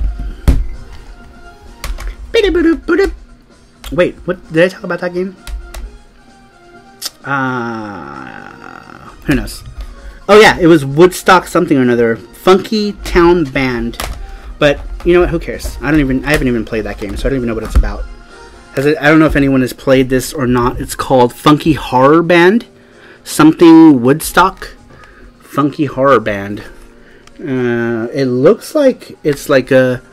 There's a screen that looks like an RPG, but I think it's like a game that's like a variety game. Oh no, it is an RPG. It says it's a musical RPG. Interesting. Okay, well I haven't played this, so at some point we'll go ahead and play it. Chris thinks that game is freaking terrible. Is it? Who said that? Chris Tang. Chris Tang. Is it terrible? Oh, that's funny. Oh, Billy says your drawings go from awesome to freaking awesome. Who's drawing? Mine drawings? Yeah. Cool. Thanks, Billy. Listen. Oh, that was Jackie Chan. Oh, that's right. I was listening to Jackie Chan. Let's see if I can find some Jackie Chan musics. Jackie Chan. Oh, I could just do it on YouTube. I'm stupid. Sorry, you're dumb. Sorry. It's because you're old. You don't know how to do things. Alright, Jackie Chan. Jackie Chan. Action. Kung Fu. OST. Music. Sorry, Rebel Alest. We will listen to you later. I said I'm getting hammered, and awesome things happen when I get hammered. Oh yeah? Do tell. Please elaborate. Elaborate now. Elaborate! Oh my god, DJ. What? You a dum-dum. DJ, you a dum-dum. You a dum-dum-dum. Nothing, I don't know how to type. I don't know how to use my fingers. I would say because I have fat fingers, but I don't. I actually have pretty small hands. I wish my hands were bigger. Jackie Chan. Did you guys... speaking of Jackie Chan, there was an arcade game with Jackie Chan. Fighting game. Is that the one? That was the one we saw. Remember in Osaka? That arcade? This is Jackie Chan. Oh no, I am Jackie Chan, and this is my game. So funny. Kung Fu OST. Let's see. Oh, there's a Nintendo one. Where's the Japanese? There we go. Alright, we're listening to Jackie Chan's Action Kung Fu on the PC Engine because Pabst wanted to listen to it. So we are listening to it. Usually I get sick. Oh, Rander gets barfies when he drinks too much. I think that's most people, right? Yeah, Jesse just, oh my god, Jesus Christ. Jesse got really drunk and we couldn't stop him from throwing up. He was just like, bah, bah, bah, like everywhere. He would just throw up. It's like, hey Jesse, how you doing? Bah, in your car too. I woke up. Holy shit! Are you freaking kidding me? What? Pabst Oben? Are you sure? Jesus Christ, dude!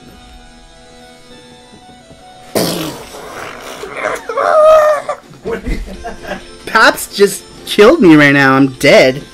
I'm so dead right now. Pabst donated $100. And then he's gonna sober up and be like, why the fuck did I give Saru $100? I'll wait till you sober up. But either way, thank you very much. That is super awesome.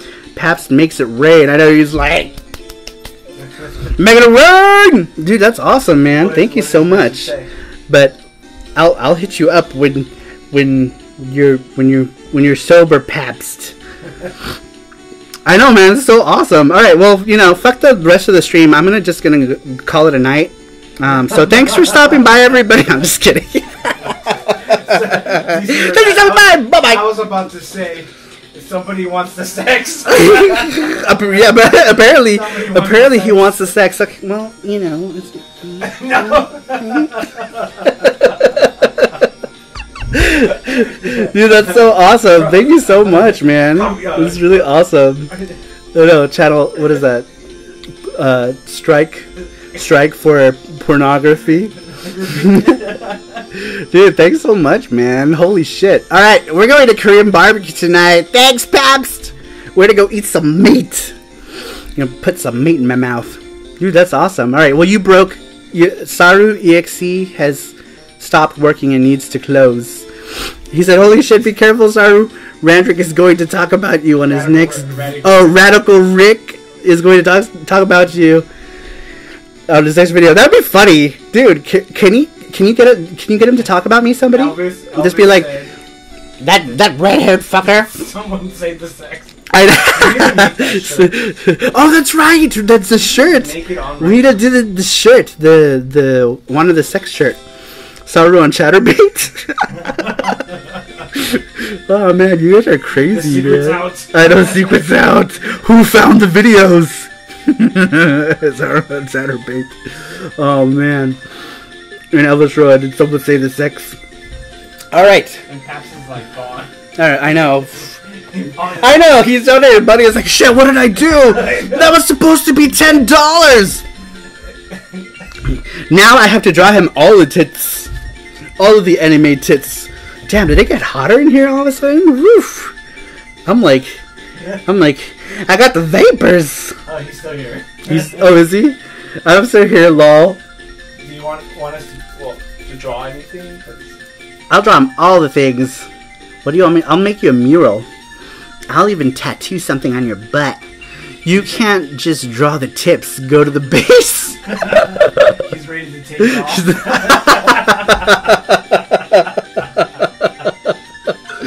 Oh man. I love Phantasy Star too. Oh yeah. Oh, do ya? So Phantasy Star, I played the original on the Master System, and that reminds me, they just did the Sega Ages version, didn't they, of Phantasy Star on the Switch? Why the fuck haven't I gotten that? Why haven't I gotten that and Blaster Master 02? I need to hurry up and get with the program. Saru needs more time to play games. If Saru is on Chatterbait, I will have my tokens ready. Only if you join me. Shut up and take my tokens. Is that how that works? Is that like, because isn't that like a Facebook thing too, right? How funny that Facebook would adopt the same type of thing. Because I think that's how they do it. What the fuck is Chatterbait? Chatterbait? Think of something else that starts with turbate. Render says, so, Saru, what was the name of the lady in Osaka? I'll write it for reference just in case a friend of mine needs it. A friend, just in case a friend needs it. Who knows? I don't even know. I don't even think... So, it was in an alley by Dotonbori, right next to, what's that restaurant? Yeah, so it wasn't in Dotonbori. It was in Namba. Oh, it was in Namba next to, Katsuya. Yeah. Yeah, so in Namba, there's a Katsuya, and it was like right next to there's an alleyway that this lady like popped out of next to a Katsuya in Osaka. And I don't think she was Japanese. Like, she was speaking in Japanese, but she didn't look like she was Japanese. I think she's just like, you know, foreign sex workers, undercover sex workers, and a lot of them come from foreign countries too. Like, there's a lot of like Filipino sex workers in Japan and stuff like that. Ooh, Billy says asking for a friend.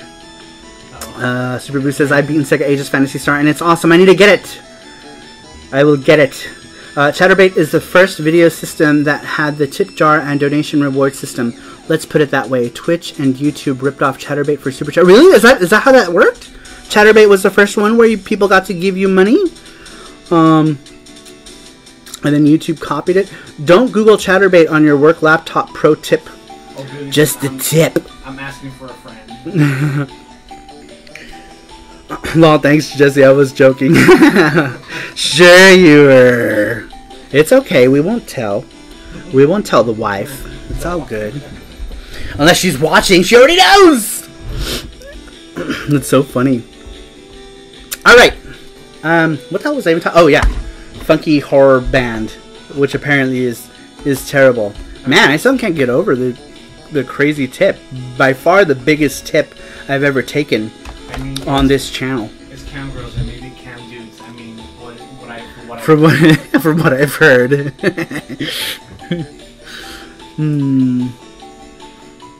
I wonder. Dude, thanks so much, man. That's really cool. It's really awesome of you. Alright, let's go ahead and get back to the Mega Drive games before I lose track of my mind. Alright, the next game in the stack is Mega CD version of Soul Feast. I don't know what a feast is. Your face. Feast book? Soul Feces. So this in America was called Soul Dees. I don't know why would you even change it? Maybe because Soul Feast was too close to feces, I'm guessing. Or something. Or face. Maybe it was too close to face. But in Japan, for whatever reason, or in America, they call this game Soul Dees. Kaname says Soul Feces, yeah. And I'm guessing that's what the deal was. Maybe it just sounded too weird in English, so they changed it. But cool, like, cover artwork. That's another thing that I really like about Mega CD games, is how they do, like, the color art on them. Soul Feces. Yeah. The art on them, Feast East, DC Red Eyes says, oh, I see what you did there, I see what you did there. I'm watching you. Cap said, I believe in the channel, happy to help. Dude, thanks so much, man. People believe in us. You guys believe in us. But yeah, Soul Feast is, it's a good game. It's a good shooter. Good side-scrolling shooter. If you like games like, you know, Thunder Force and Gate of Thunder, those types of side-scrolling shooters, that's kind of what it reminds me. It's from that same era of shooters. Another port from the X68000 Wolf Team, Global Power. Man, that's like the X68000. I never really got into like any of the Japanese computers, but if I was going to get into any of the Japanese computers, it would probably be the X68000. But I feel like that's such a deep rabbit hole that if I fall in, I wouldn't be able to get out of. So I'm like, but I mean, I primarily just stick to console stuff. But man, the X68 stuff is impressive. I always get to play some X68000 when I go to MGC. They always have it set up, and that's usually where I'll play it, is at MGC. Speaking of MGC, I will be at MGC. I will be part of a panel, which is basically about old school versus new school, and talking about Nintendo Switch and cartridge collecting with the Nintendo Switch, and how like a bunch of old games are reappearing on the Nintendo Switch, like the Saikyo collections. And if you're going to be at MGC, it's going to be at Saturday at 1 p.m.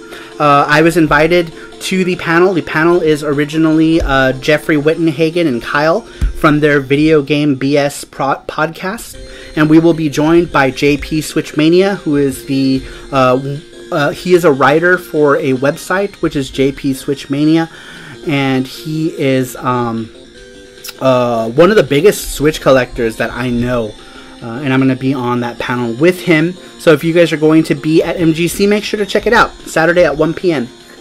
And of course, I will also have a table there with FX Unit Yuki stuff. And if you see me at MGC, if I am drunk, I am sorry. I'm usually almost always drunk at MGC. There's a lot of drinking happens at MGC, and it's unintentional. No, it's totally intentional. What the fuck am I saying? I have two. It's so good. Oh, you have two X68 millions? Jesus. But not cheap. Yeah, they're expensive. It's basically the PC version of the Neo Geo. Hell yeah. Unfortunately, it is very expensive. Can we emulate X68? I think so, yeah. It's just not... Yeah, he said yes, but it's not great. Let's see. I think you can do it on most emulation platforms, including a Raspberry Pi. Is there a Mr. FPGA thing for X6800 yet? Because that's what I would be interested in if there was a Mr. FPGA for X68000. That would be most certainly cool. Pastor says, I just love getting hammered at gaming events. Hopefully that happens one day. Pabst, you should go to MGC. It's in 2 weeks. It's in Milwaukee, Wisconsin. I think they got a core for that. If not, it's coming. Dude, that would be dope. See, that I would be interested in that. That's what I would use Mr. FPGA, would be for like cores of stuff that weren't accessible to me for obvious reasons back in the day, like X68000 or PC98 or whatever. Saturn Mini, PCE Mini, and 68000 Mini, please. Funny you say that, Randrick. Actually, Beep and Akihabara has a case that you can buy. I think it's a Raspberry Pi case that you just like stick it up its thing, and it's like it stands up, and it's like a little X68000, but it's a Raspberry Pi case for it. FM Towns Mini, please. Oh man, that would be so cool, right? One of the things that I really want, because it's a home console, is the FM Towns Marty. Obviously, you can play more on the Marty computer, but I'm a console guy, so I've always been really interested in the FM Towns Marty. Well, not always. For the last 3 or 4 years, Doug from Retro City Games was like, you should get one, you would like it. And I was like, oh my god, I would like it. I want to get one. But they're like $500. Chris Tang said, well, yeah, they changed so much they almost killed Primal Rage 2. Oh my god, that's right! So, Primal Rage 2, once again, something that Chris Tang worked on. Primal Rage 2, the only cabinet for Primal Rage 2 was at MGC. And it was the year that I first attended MGC. I remember because it was the talk of the convention that year. That was the first... What year was that, Chris? I don't remember. But that was my first MGC. And at that point, I don't think I knew Chris as well as I do now. Because that would have been about 4 years ago. I think I had already met Chris, but we didn't really know each other. We met at that PRGE. Somebody spilled a beer on it, or something, or soda. I don't remember what it was, but they spilled it on the Primal Rage 2 machine. And it was the only Primal Rage 2 cabinet ever, because the game never came out.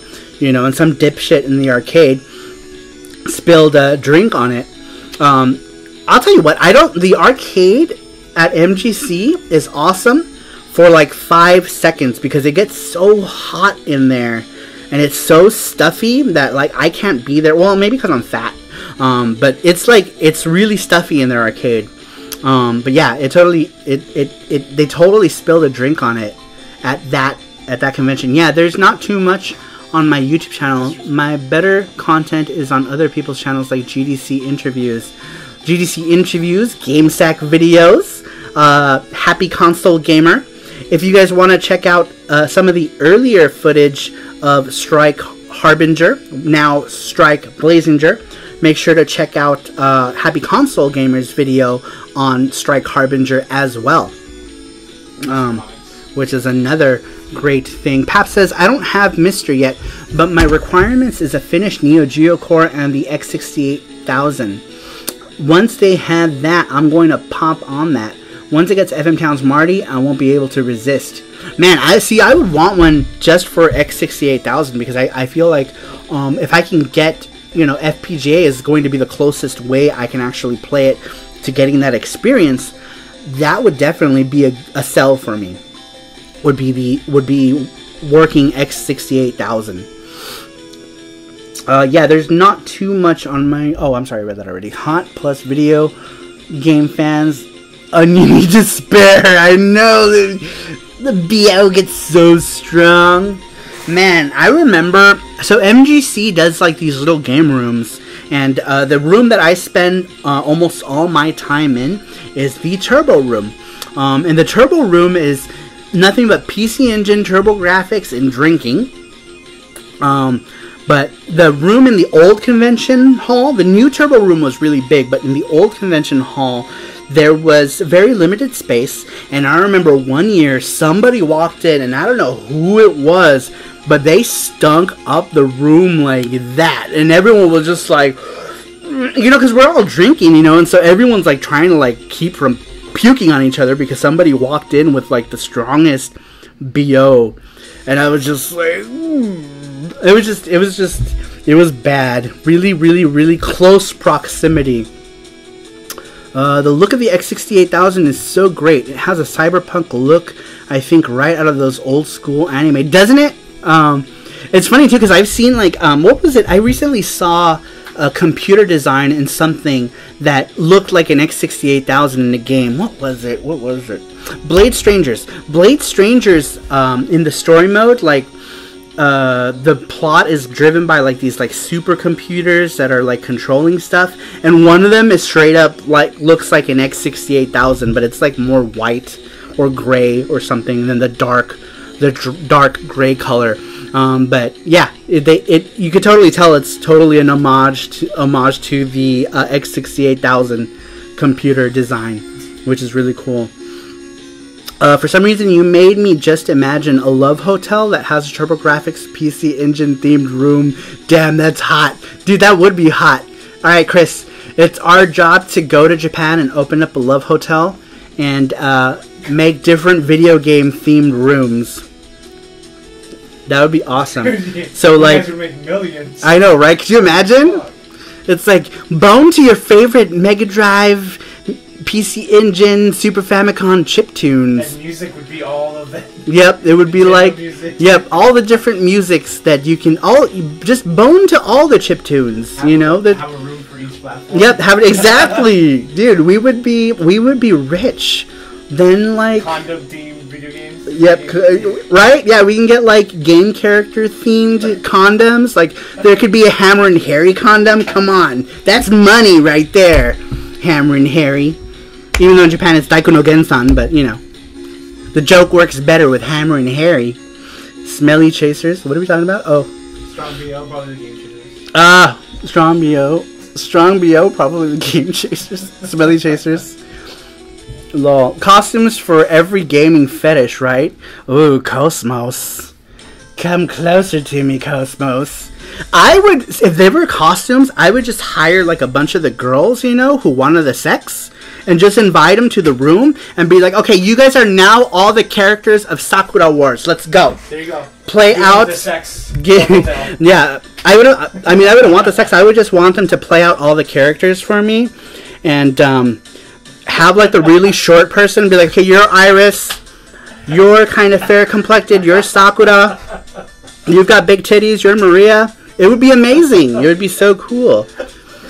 Oh man, I want someone Yuko cosplay. Oh, I saw a really good Yuko cosplay, but then and it was really good. And then I found out it was a man, and I was like, damn, girl, you looking good. It looked really good. It was like, and it was a dude. I like this dude's style. What dude? The dude that dressed up as Yuko? Because he did a really good Yuko. How would a game hotel work if the Hiki Neats don't have their homes? Don't leave their homes. Well, they would just stay at the Love Hotel, dude. We would be bazillionaires, which you would need, you know, billions of yens to make it. Chris Tang, no wait, maybe how? Oh, I'm sorry, I read that already. Dare to wield the sword of Valis. Yep, it would be the sword of Valis going up against a much bigger, thicker sword of Lassus. Do I have? Yeah, I was looking. That's it. See, because Yugo's got the big thick sword. Look at that! Look at that girth. Look at that girth. The girth on that sword of Lassus. Oh, speaking of which, I have a Patreon only video coming up that's Valis related for the people who are on the on my Patreon. So if you're giving me at least $1 on Patreon, you'll be able to see that video. But eventually, I will release it to everybody else as well. Oh my God, you got a figure of Yugo? Dude, I got all the girls in figures. They were gachapon, like old gachapon. Okay, if you can get your significant other to cosplay as anything, would you get the juices? Would that get the juices flowing for you? Question for everyone. Oh. Yeah, answer that question. Answer Pat's question. Who would you want to see? Who would you want to, like, what would get you going? Godzilla. How would that even work? Godzilla would just be like, there goes a building. Right? There goes a building. Yeah. Just like swings it across. Boom. There goes Tokyo Tower. I think I might have to go Mai. Yeah, Mai is a good one. You can Mai Shiranui is the mother of the video game Jigglies. Okay, there is. Randrick says my girlfriend would make such. My GF would make such a great cosplay of Sailor Mars. Really? Pix or it didn't happen. Well, obviously it didn't happen. Pix when it happens. Ferguson says, okay, question. We're able to get Valis club tapes. Club tapes? No, dude, jeez, that would be so awesome. So I love Valis, by the way, since Valis 3 for the TurboGrafx. But those figures up there, these are like they were from gachapons, like Valis gachapon things. But yeah, that would be so cool. Do you have those, Perkinson? Because if you did, that would be dope. I would want to see them and put them in my mouth. Yes, Super Boo, video game character. Which video game character would do it for you? What would make you? What's the word I want to use? I'm starting to think lewdly. I know someone that has one. Oh shit! Really? Cool, dude. You should do pictures, video. Go to Retro Japan on Facebook. Share it with us on the Retro Japan Facebook. Lady or Nico from DMC. Oh wait, they can't find it. I locked Retro Japan because of a certain crazy person. Erin is right here, so she knows what's up. Oh yeah. About Lady and Nico from from DMC 5. Oh yeah, you guys are like huge DMC fans. I know this one is cool. I like this track. We're gonna make it louder. Yeah. There we go. Now we can really hear it. Valis 3 US CD ad. Dude, Valis 3, man. Did you see that? What? What happened? That's the ad. Oh my God, are you serious? Cool. How funny. What was that on? Was that like, I don't remember that ad. For Valis 3? Yeah, for the Genesis. Oh, okay. Who the hell is she supposed to be? Who is that? Let me open it on my screen because I want to see that up close. I need to see whatever craziness is happening right now. Oh yeah, no, this is weird. Sophie's eating a tuna sandwich. Shut up! I don't give a shit about Sophie. All right. Ice cream. Ice cream. Damn. You should tell them what happened 2 nights ago. What? What happened 2 nights ago? They went to the bat side of Vegas. They went to Checkers.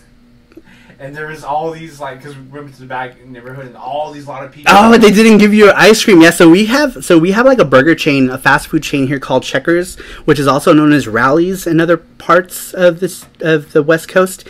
And we went there just to get some food, and they were like, okay, you got to park around the side. And then like we didn't we knew the area was bad, but man, it was like super scary. Like we thought we were gonna die that night. So when they finally did bring us our food, we just peel the fuck out of there, and they forgot Jesse's ice cream because he wanted a snow cone. It's like, oh, they forgot your snow cone. Jesse's like, fuck my snow cone, let's get the hell out of here. We're just like, We took off, dude. That was so funny, man. We thought we were gonna die. Like he was very visually scared. I'm always very calm. I'm not very like. I don't usually show stuff like that, like when I'm scared. Well, they were like right behind but the car. They were, too. yeah, they were people behind the They were car just, just chilling, and like, and then like the car pulled in next to us. They were just looking at us. I was like, great, we're gonna die tonight. It's so just funny too, burgers. just for some burgers. But you know what? They were some really bomb ass chicken sandwiches that we got that day. They were juicy and fresh. So at least the food was really good, but Jesse didn't get a snow cone because we didn't want to get shot the fuck up, so we just took off. Like, you know what? Fuck these snow cones. All right, let's play some music. Actually, you know, does anybody else have any like music recommendations? Oh shit! It's time for. Oh wait, what are we doing next? I'm sorry. Mega Drive. Mega Drive. Oh wait, weren't we supposed to do Gachapon? That's the Gachapon thing. Which one? The Name Your Tune.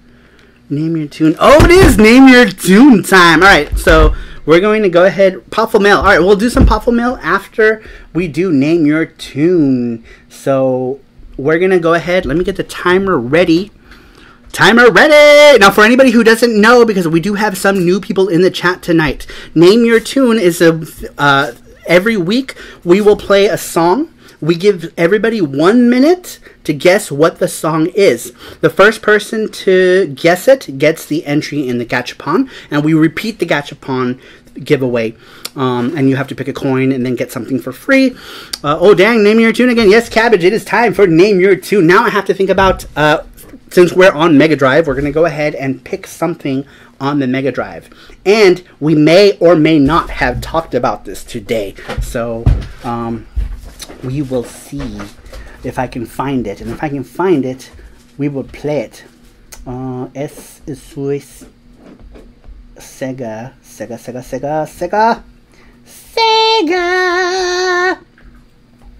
And since we already know what the console is, sometimes we'll do where you have to guess just the game, not the console. Since we're doing a Mega Drive game, just keep your mind on Mega Drive. I would love to see you and Jesse on the Bronx. I know we probably just fucking shit ourselves the whole time. Well, see, I'm from the ghetto in Los Angeles, you know. So I grew up with things like drive-bys and stuff and shootings, and like the first time I ever saw anyone die, I was like 7 years old. So I'm not really fazed by that kind of thing. But Jesse was scared. He was scared. Because it was some shady stuff. And this is where we sit and pretend like we know stuff. That's right! This is where we're going to test your guys' knowledge on some game shit. So, you guys better put your brains back in your butts and get ready. Because we're going to do some... Let's see if I can freaking find the game I want to play for you guys. Jesse, that noise that you hear is Jesse loading up that I'm trying to get thing. The coin. There's a coin stuck in the... Oh, is that where the third coin went? Where's the other coin? There's only one here. Yeah. Damn, I right keep... Here. Oh, there's two. Yeah, okay. So the other coin's stuck in here. Oh, no wonder. It's stuck in the machine. I was like, where the fuck did that coin disappear to? It just disappeared. Alright, so, like I said, name your tune. All you gotta do is guess the name of the game. The system is Sega Genesis, Sega Mega Drive. Here we go. We're all dead. Hopefully you guys know this. And if you don't... Oh, wait, timer. Let me get the timer. Where are you, timer? Got it. Timer is not here. Oh, shit, we don't have a timer. Live stream is starting soon.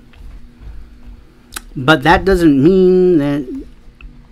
Jamie Bunkers... I'm reading your guys' messages backwards.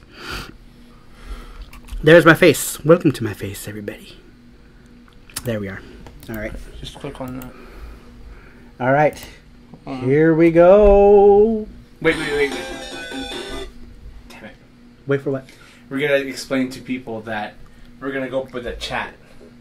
Oh, yes. We are going to go by the, in the order that we see it in. So, on your guys' chat, it might appear differently. Unfortunately, we have to go by the first name that pops up for us. So it'll be on the screen too. It'll be on the screen, and I have it open here. It's basically the first name that we see in our chat. Okay, so here we go. Y'all bitches better get ready. . 1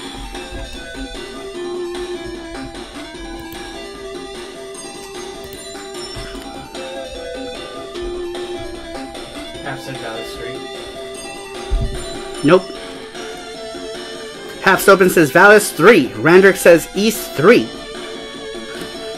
And I'll just say your answers so that you can hear when I see them. DC Redaya says Eggplant 4. The most eggplant. What does the eggplant emoji mean, guys? Can you I guys... didn't put the one What? timer yet. I see the timer. I don't see it on here. Oh. Troubleshooter. Rolling Thunder 2. Super Mario 3. Elvis Roa. Super Mario Brothers 3 was not on the Mega Explosion. There it goes. That's weird. Oh no, it's delayed for you. That's why. It's already almost over. Rolling Thunder 2. Paps Super Mario 3. Randrix is Gunstar Heroes. Randrix is Dynamite Heady. And it's over. The timer is gone. Now you're all dead. Timer is over. Someone did get it, but the timer had already run out. We got a timer there. But it was Perkinson78 had got it. Bum, bum, bum, bum. Alright, so we got to do another one because timer ran out. But it was Socket or Time Dominator. And that's why I had said that it was something that I may or may not have shown today. So now I got to find something else.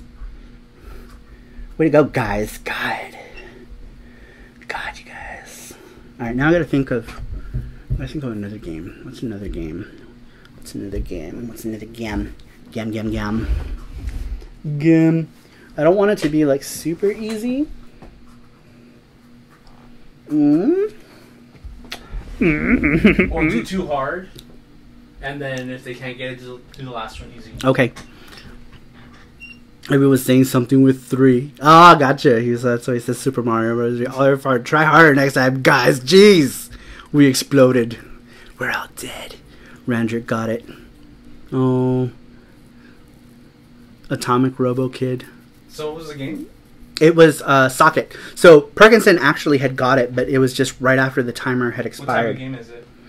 Socket is like the Sonic the Hedgehog. I showed it earlier. It was like a Sonic the Hedgehog kind of game where you're like running. You're running. What else can I play for you guys? What can I play for you guys? All right, this one we'll do an easy one. How about that? We'll do an easy one just to get the ball rolling. This one should be fairly easy if I can find it. Here we go. Oh, Randrick, it was Perkinson. Yeah. Yeah, it was. He was the one who guessed it. All right, and I actually. You guys ready? Ready? Put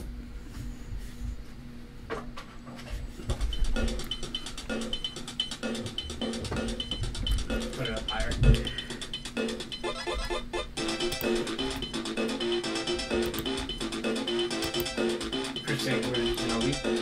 Revenge of Shinobi, Chris Tang. I told you guys this was going to be a super easy one. Yeah, the timer popped up late for some reason. Chris Tang won last week.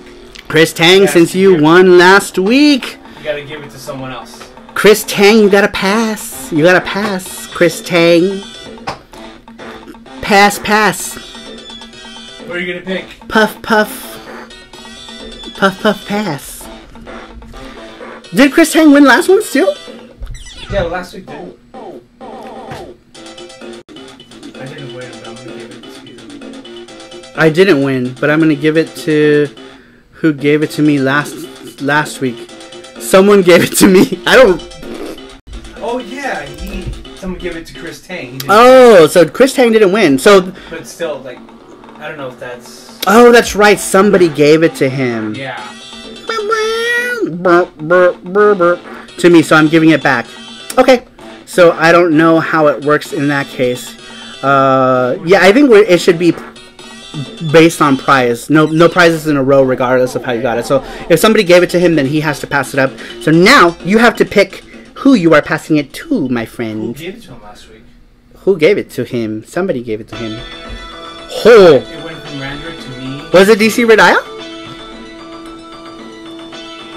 It went from Randrick to me to Tang last right. week. So you give it to DC Radaya? It's up to. It's up to you, yeah. Yeah. So whoever. That's a track I would have gotten. I figured this one was fairly easy. Like everybody knows this, yeah. Yuzo Koshiro, like. Now we're gonna listen to music from it because why the fuck not, man? Yuzo Koshiro is the man. So it was supposed to be DC Radaya, which would be the last one. So we'll give it to DC Radaya. Yeah, it was DC Radaya. Okay. All right, DC Radaya. We're going to do the drugs together. I'm gonna drink some more coffee. I knew it, but I was too slow. That's because you were typing about the timer. Who was? Oh no, that was Candy Man. That wasn't you, was it? It took you 2 seconds to type the word timer, and you missed it.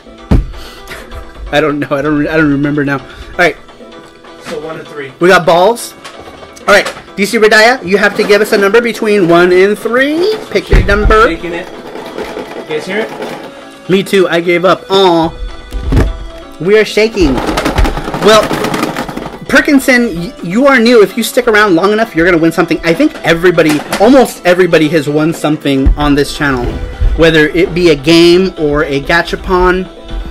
Speaking of which, make sure that you guys click on the link for next week's giveaway. For the next week's video game giveaway, blah, blah, blah. I've said all the drugs and the sex. All the drugs and the sex. Well, we won't be in Japan for any of the drugs because Japan don't do no drugs. You can't take no drugs to Japan. So there's 5 in there now. Are you serious? Yeah. There's 5 Vegetas in here? Yeah. Okay. Did I shake it? Yeah. No, you already shook it. You shook it? Okay. It's already been shook. All shook up. Puts up 2 fingers. Pick 3, lord. He said 2.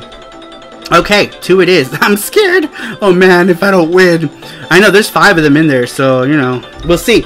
We'll see. All right, let's go. Oh, we have 4 coins now. Are we doing 4? We'll do 3, because that takes up too much time. Pick a number between 1 and 3. He said 2. He said 2. You're gonna get it now.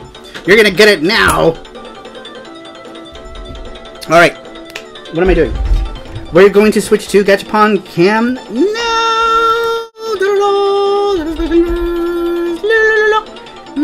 Okay. Let's go. Ball number 1. Spin up the coin before it inserts. Yeah. Oh shit! Let me put the drawer back in. Thanks for reminding me. I'm gonna go ahead and put the drawer back in. Woo! Number 1 is what? What is number 1? Number 1 is Vegeta. Number 1 was Vegeta. All right. So let's see what number 2 is. That sucks. What number 2? Number 2 is your. Number 2. Good luck. There are 4 more Vegetas in here, so chances are pretty good. Still, what am I? Oh, I should look at the thing, not the screen. Elvis Rosas, what the fuck? I know, right? Loads gun. Loads gun. No, don't! We need you on this planet. We need your positivity on this planet.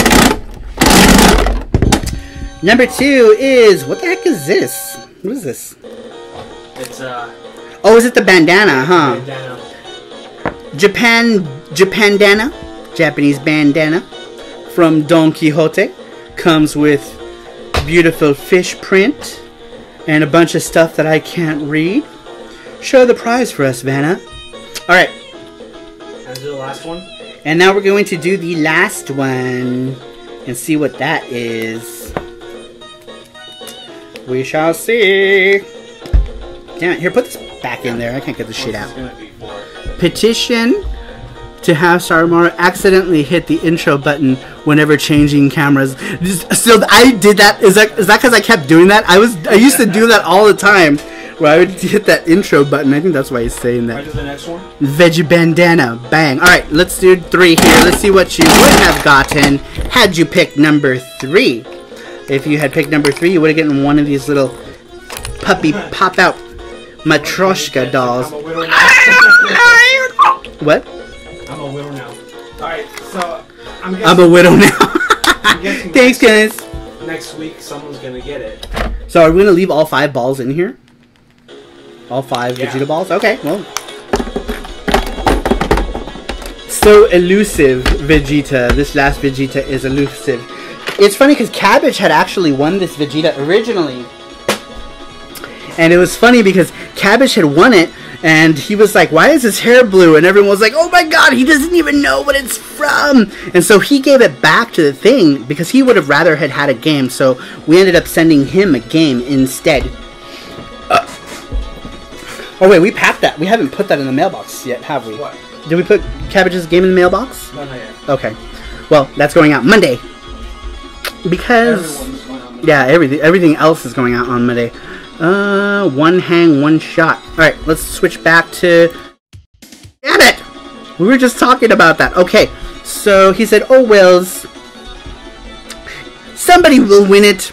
It's so funny, though, because... Next week, someone's going to win it. Yeah, someone's going to win it. It's super funny, because, Aaron and Chris hasn't won that Vegeta, but both of them have already won a bunch of prizes on this channel. Like, when it comes to winning prizes, both of them are pretty lucky, Aaron and Chris. Not lucky enough to win the Vegeta, apparently, but they've both won a bunch of times. Yamcha on the streets, Vegeta in the sheets. Oh my. Petition success, Cabbage. See, I was totally just trying to switch it back to the normal cam, and it just shit on my life. Close up of Saru's arm. Oh yeah, and this other cam. Alright. Shut up, Yuzo. I mean, you're amazing, but let me lower you just a tad here. Just a tid. Oh, Puffle Mail. I'm so sorry. Let us go to Popful. Which Popful, Randrick? Let's see what they got here. Let's see what Popfuls they have. Popful Mail. Popful Mail. Popful Mail PC 8801. Popful Mail Paradise. Popful Mail Soundbox. Popful Mail. Which Popful Mail is this? It just says Popful Mail. Whoops. Not that one. Shit. Not the PC98 one either. Oh my god, why am I fat fingering this so bad? Let me touch. This looks like the... Yeah, before DC, I had like 3 chances to win and I always picked the wrong number. Oh, that's right. Yeah, because he always... It always comes out on one of his things. But next week, someone is going to win it, because I think next week we're just going to... If it comes out in your rotation... If it comes out in your rotation... Should we do the rotation 2, or should we just stick to 3? And if it comes out in your rotation...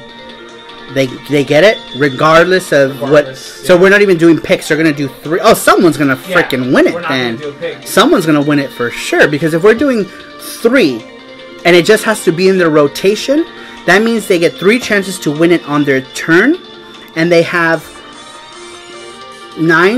12 chances, 15 chances to win it, because there's 5 balls in it. I'm a straight up murder the winner. I know, right? Just gonna wait for them. Just gonna stare at them from their window. He's just gonna be like, I'm here for my Vegeta. Next week, it's gonna just be Vegeta balls. Yeah, it's just gonna be full of Vegeta balls. It's like, someone just fucking take it home already. Is a setup user that they just play with our feelings. I know, we're just playing with your heartstrings. We're like, you didn't win this, but you won this. Where is the Vegeta? Here's the Vegeta. This is the Vegeta that went back into the blah.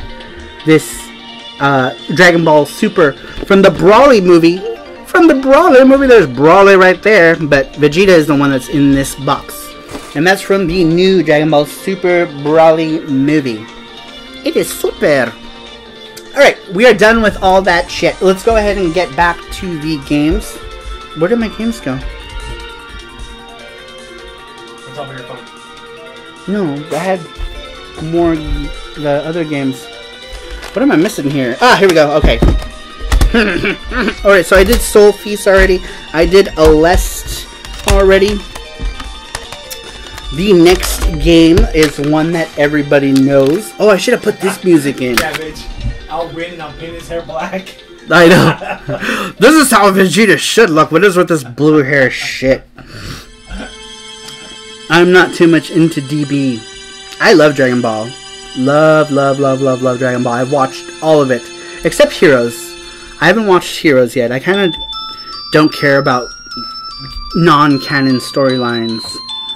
Full of Vegeta balls, but people still win the pin sets. I know, like, we should, like, not... We have too many pin sets in there. I think we should remove them.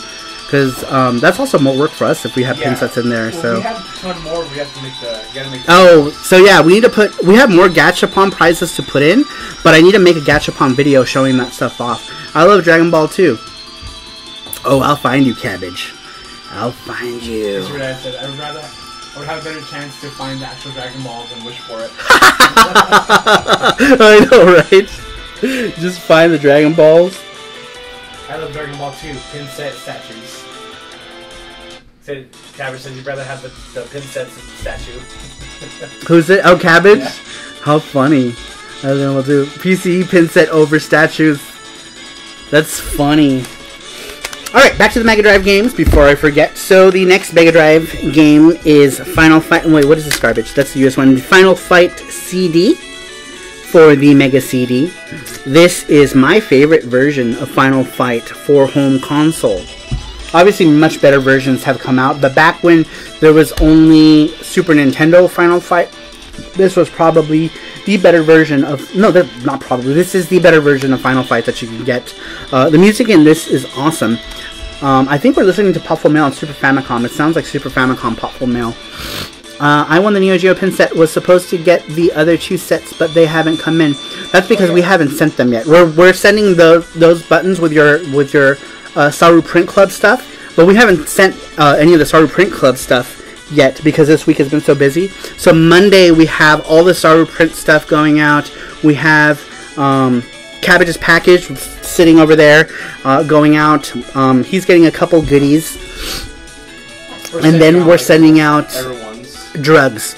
West Side is such a great song from Final Fight CD. I know, I want to put it in. I kind of want to put it in. Do you want to listen to it, Randrick? Can we listen to it? To this? Unless you want to listen to more Super Famicom Popful Mail. Alright, but yeah, this one is such a good version of this game. The music in this one is so good. It's super good. I'm gonna, he says yes! Alright, sweet. I'm gonna pop it in. Alright, shut up, Super Famicom Popful. You're the inferior version anyway. Inferior Super Famicom Popfuls. We're gonna listen to some Final Flap. Final Farp. Florp. Alright. I mean, insert the CD. He's like, yes! Final Fight right now, man. Give me some Final Fight! Let's skip the intro. Let's get to some music. Alright, let's skip this one too. Let's get to a good one. Let's skip that one. Which one is this one? Alright, we'll stop there. Jackie Chan, Dungeon Explorer, Dragon Spirit are some of the best PG Engine soundtracks from soup to nuts. What does that mean? From soup to nuts? Yeah, Dungeon Explorer is some top tier shit, yeah? Like, some of the chiptunes in that, like, we're talking about the original Hue card. Both Dungeon Explorers have great music. I love the CD one too. CD one has really good music, but for chiptune stuff, Dungeon Explorer has some really good stuff. PC Dungeon, that water stage BGM. Yeah, PC Dungeon has good music too. So does the what was the other one? Rockabilly something or another also, but it wasn't exactly a good game. So what did I win? I gotta see the other buttons. I don't know. What did he win, Jesse? Jesse, you have all this stuff written down, don't you? Yeah, Elvis Row won. He won. The box. He won drugs. Drugs. All right, he'll find out, and I'm going to continue with the games. The next game, going from one beat 'em up to another beat 'em up, is Sengoku Densho for the Mega Drive. Sengoku Densho for Mega Drive is actually I really like this version of it. I feel like it's obviously the graphics are like played down like way from the Neo Geo version because, you know, Mega CD, but it's fun. This one is a fun version of the game. Sammy made this one. This version of Sengoku, I in my opinion, and this is my opinion, I find this one to be more playable than the original Neo Geo version. I just think it plays better, but it doesn't look better. I don't know. It's kind of a different take. But definitely check this out. I should maybe do a video so that I can explain what I mean, because I think I'm not really conveying what I want to say. But if I can show it in a video, that might be better. The problem is I don't have Sengoku Densho 1 in any format. I don't have the CD Neo Geo CD, because I collect. These are all my Neo Geo CDs right there. See how they're all the same? These are all my Neo Geo CDs, but I don't have Sengoku Densho. I have Sengoku Densho 2, but obviously not US or Japan version. What? I have AES one. Oh, he's talking about Sengoku. Yeah. Paps just got that for the MVS. He said, "Oh, I'm sorry. Let's go back to Elvis's thing really quick. What did he win?" One button set, but we're gonna send everyone a message to see what they can. Which button set? Yeah, on Patreon. Okay, so you'll get to pick which button set you want if you haven't won any, because there's 3 button sets that we have, right? 3? Yeah. And there was one with characters on it too, but we don't have that on that sheet, do we? No. We just have. I'll make it. Do you know what I'm talking about? The turbo Mega PC Man. engine. No, I was like, there was a set. Bomberman. Yeah, Bomberman, Master Higgins, or Takahashi Meijin, Bonk, and one other. It's like Turbo Graphics characters. 3 would kill me right now. Oh, Sengoku 3. Yeah, Sengoku 3 is brutal. I might have to settle for a good bootleg. Yeah, the price on that one is crazy. What did I play that on just recently? Oh, the Neo Geo Mini. Yeah, Neo Geo Mini international version has Sengoku 3, which was cool because, you know, Sengoku 3, as these boys are saying, is super expensive. Super pricey. Alright, let's get to the next game. Next game in the list is Ranma 1/2 for the Mega Drive. This one is Ranma 1/2 Byakuran Aika. I'm not sure, white something? White, what is Byakuran? I think it's a flower of some sort. Byakuran? Maybe White Lotus? I'm not sure what a Byakuran. And Jesse's upside down right now for some reason. I love Ranma, by the way. This is one of my favorite anime series growing up was Ranma 1/2. This game is interesting. It has really good cutscenes. If you're a fan of Ranma, the fighting system is a little weird. It's one of those where you like pick a bunch of stuff and then you have like timed stuff that you have to do. It's weird. It's not the most fun Ranma game, but it definitely has some of the best cinematics of any Ranma game. This one probably has the best cinematics of all the Ranma games, even more so than the PC Engine, because the animation is much better. But the game itself is kind of obviously there's funner versions of Ranma. The fighting games are more fun to play, especially if you don't know Japanese. You're not going to want to play that. Let's see here. Yeah, Sengoku 3 is Sengoku 1, $150. Sengoku 2, $800. Sengoku 3, $1,500 plus. Jesus Christ. Superboo says Konami should make a collection of Hudson games. Konami doesn't give a shit. Well, maybe actually, because Konami is making those other collections, but it's like Konami stuff, you know. Even though they own the Hudson IPs, I don't think they want to do anything with them. I think they're just IP hoarding for some reason, so that when someone does want to make a game, they can say, okay, you can make this game, but we own the IP, pay us this much monies, and you can make the next, you know, PC Denjin or whatever, you know. I think that's what their idea is with that. Ranma-chan is best girl. I still love Ranma Bunny I drew some weeks ago. Yeah, your Ranma Bunny has a big old, she got junk in the trunk. Colin says, did I win? You are not the winningest. Also, greetings from the road halfway between Melbourne and Sydney. What's between the road? I thought you were in Melbourne. Aren't you in Melbourne? Hope you got Captain Tsubasa just for the intro alone. No, I don't have Captain Tsubasa. Was that a Mega Drive game also? I think I have one, a Super Famicom one, I want to say. I think, maybe. But not on the Mega Drive. Alright, let's go ahead and get back to the games. Like I said, Ranma Cool stuff. Great intros.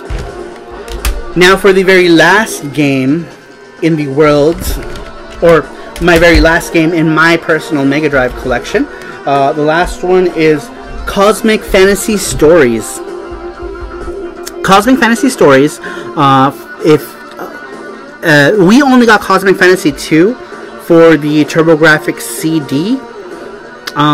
The PC Engine has Cosmic Fantasy 1, 2, 3, and 4, with 4 being a 2-disc set because it's 2 different viewpoints from the 2 different sets of characters. But Cosmic Fantasy Story, or Stories, is Cosmic Fantasy 1 and Cosmic Fantasy 2 in one game. This one has both of them. Kind of. It kind of mixes them together, sort of. Kind of like East Book 1 and 2. But there's still, the full games are still there. They did improve some stuff with this one. They did redraw. There's some cutscenes that were redrawn for Cosmic Fantasy Stories. So for anyone who's a Cosmic Fantasy fan and you don't have Cosmic Fantasy Stories and you have a Mega CD, pick it up because you can easily get this one for like $10. I especially love the theme song. I don't think the theme song is in this one, but Cosmic Fantasy 3 and Cosmic Fantasy 4 had a theme song, which was also called Cosmic Fantasy, sung by the voice actor of this character here, Yu, who is called Cobra in the US, and his voice actor is a female. I guess because they wanted to make him sound young, because in the original game he's in his teens. And she is also the voice of Conan, Detective Conan. And she's also the singing voice of Tumix. So if you ever watched Gundam Wing, you know Tumix. It's the same voice actor. I forget what the hell her name is. But here's the artwork for that inside. We have Van. Van is the hero that we know in America as the protagonist, or in North America as a protagonist for Cosmic Fantasy 2, ported to the US by Working Designs, or not ported, but released in the US. And then this is Yu, or Cobra, as we know him, because Yu is probably not a cool name, like Cobra. They did change a lot of names in America, like her name is Rimu. Rimu's name in the US was Babette, for some reason. Working Designs was known to take a lot of liberties, and Cosmic Fantasy was no exception. I believe Cosmic Fantasy may have been their first, I think it was their first CD game. Maybe I'm wrong. I don't know. Chris Tang says, lol, I got that Cosmic Fantasy Stories for $10. I paid $10 for this also at Retro City. No. Well, I don't know. Maybe. I paid $10 for mine too. Okay, that answered me. $10 for the win. Yeah, I paid $10 for mine. Kenny the artist says Tumix. Sweet. Love that anime music video with a musician couple. The anime music video you are talking about is White Reflection. White Reflection was the music, or the title music. What was it called? Image song. Sorry, image song and intro music for Gundam Wing Endless Waltz. The Endless Waltz song was White Reflection. And you're referring to that animated couple. The female is supposed to be the cartoon version of the voice actor for this character here. But I forget what that bitch's name is. But she sang the song also for Cosmic Fantasy. I really like Cosmic Fantasy, the series as a whole. It's so cool. And I have a Laserdisc for the anime. And it's one of my favorite Laserdiscs of all time, because it's Cosmic Fantasy and it's an anime to Laserdisc thing. I'm gonna start talking about some like anime to Laserdisc, or not anime, video game to anime adaptions as well. Radical Ready says, hello, my name is Sarumaru and welcome to my channel, bitches. I would never say such a thing. Retro Japan. Radical Ready, I know. I wanted to sex and X-Hamster. I know, an X-Hamster. That, I'm going to change my intro now. Now it's not long going to be Retro Japan. It's going to be like, hello, my name is Saru and welcome to my channel, bitches. You should play be like, here, Reggie, check this out. Yeah, here we go.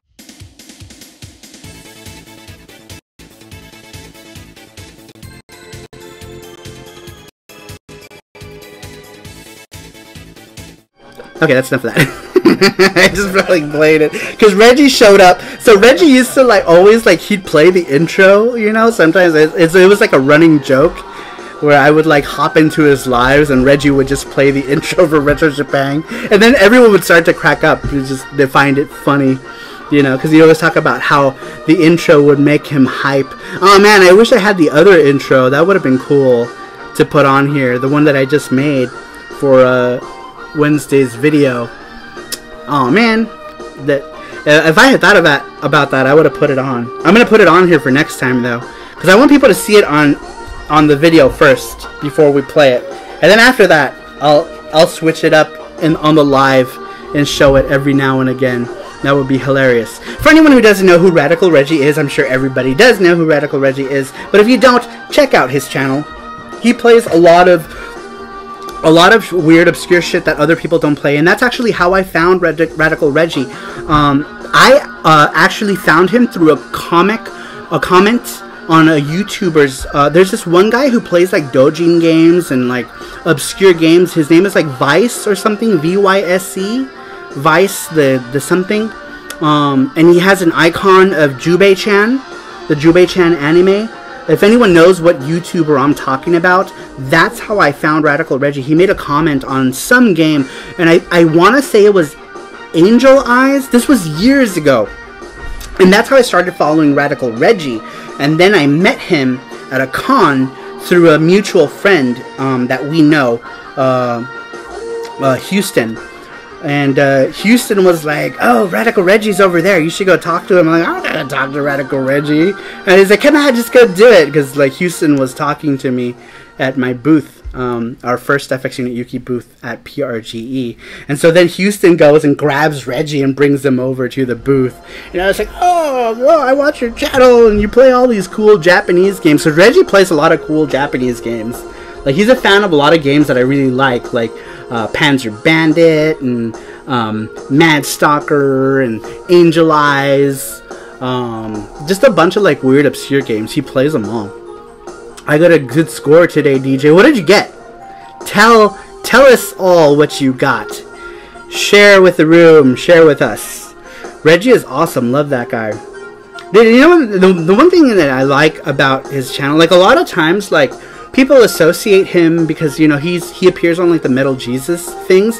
But I'll be honest, I didn't know who Metal Jesus was before I met Reggie. And I actually only recently subscribed to Metal Jesus. Very recently, like maybe like within the last year, back in 2018, I subscribed to Metal Jesus. But I had no idea who Metal Jesus was until I met Radical Reggie.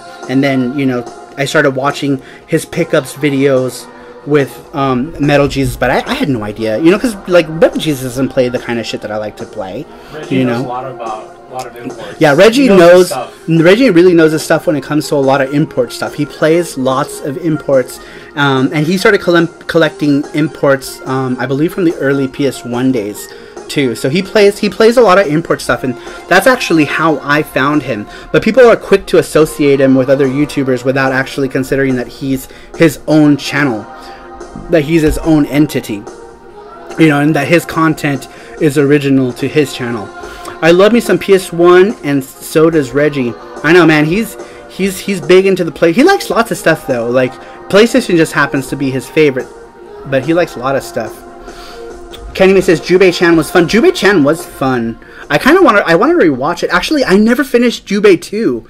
I need to finish Jubei-chan 2. Sorry, we like totally like jumped backwards. All right, so before we here, actually, I'm gonna take a drink because I've been talking like nonstop. Ah, sweet, sweet caffeine. I'm gonna regret it when I fall asleep at like 5 in the morning because I'm drinking coffee with taurine. You know, like I need caffeine on top of caffeine on top of taurine on top of vitamins. I met Reggie because he used to be my supplier, my West Coast Connect, Lamau. What did he supply you with? The good stuff. I just sent the pic. Who, to me? Who? What are you talking about? Is this on the Book of Face? Oh, you did. Reggie sent a photo Oh, sweet. All right, let's see what Reggie got here. Oh man, here I should just show you. Let me show you what this is. Reggie's pickup. Oh my God, do you really need another one of those screens, Reggie? How many screens do you, Reggie, how many PS1 screens do you need? How many do you need, Reggie? So here was his pickups right there. Look at, he got a PS1 screen. Looks like Dragon's Lair for what is that? PS4. Artanelico. Oh, have you played Artanelico? That's actually one I wanted to pick up. I have a copy of it, like a bootleg back in the day, but I don't have it. Oh, you got the Linkle liver story. Where did you get that Linkle liver story? Well, good. Now I don't have to patch shit for you. Sorry was lazy anyway, so he didn't want to do it. So, nyeh. So that Linkle liver story is a game that didn't come out in the US for the Sega Saturn, but does have an English patch. It's an action RPG for the Saturn. And so it looks like Reggie picked up a repro of it. Sonic 2, Darkstalkers. Hey, wait, what is that cable? What is that? M cable. Tell me about the M cable, actually. I want... So, somebody says that the M cables do, like, upscaling. I got it at the show today. What show? What show did you get? What show? Oh, okay. Retro. No. Or, I forgot. Or that kitsch that the retro for kids or something. Oh, is that what happened? Okay, and then everything else. I'm not interested in anything else that you got here. Oh, cool. That's cool. Look, he got a Clock Tower repro.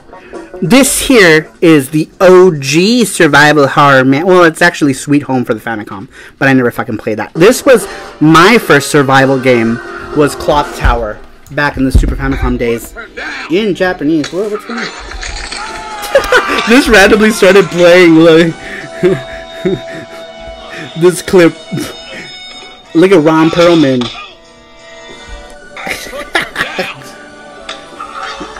Delicious. Oh, look at that mouth. Oh man, so funny. Alright, sorry, there's like a billion comments here, and I'm like fooling around. You don't want to see my pickup from the last 2 weeks. I know, because Paps is baller. You would say I have a serious problem. Now I'm kind of curious. What all did you get, Pabst? Share with us. Share with us! It's just the box. Oh, I got it. Okay, so you already have the cart, I take it. Sorry, what's your email? Dude, it's like a FrameMeister, but with cords. Is it really? Are you gonna do a video about it? Tell me. I need to know more. Parkinson78. He's talking about the M cable, that HDMI M cable.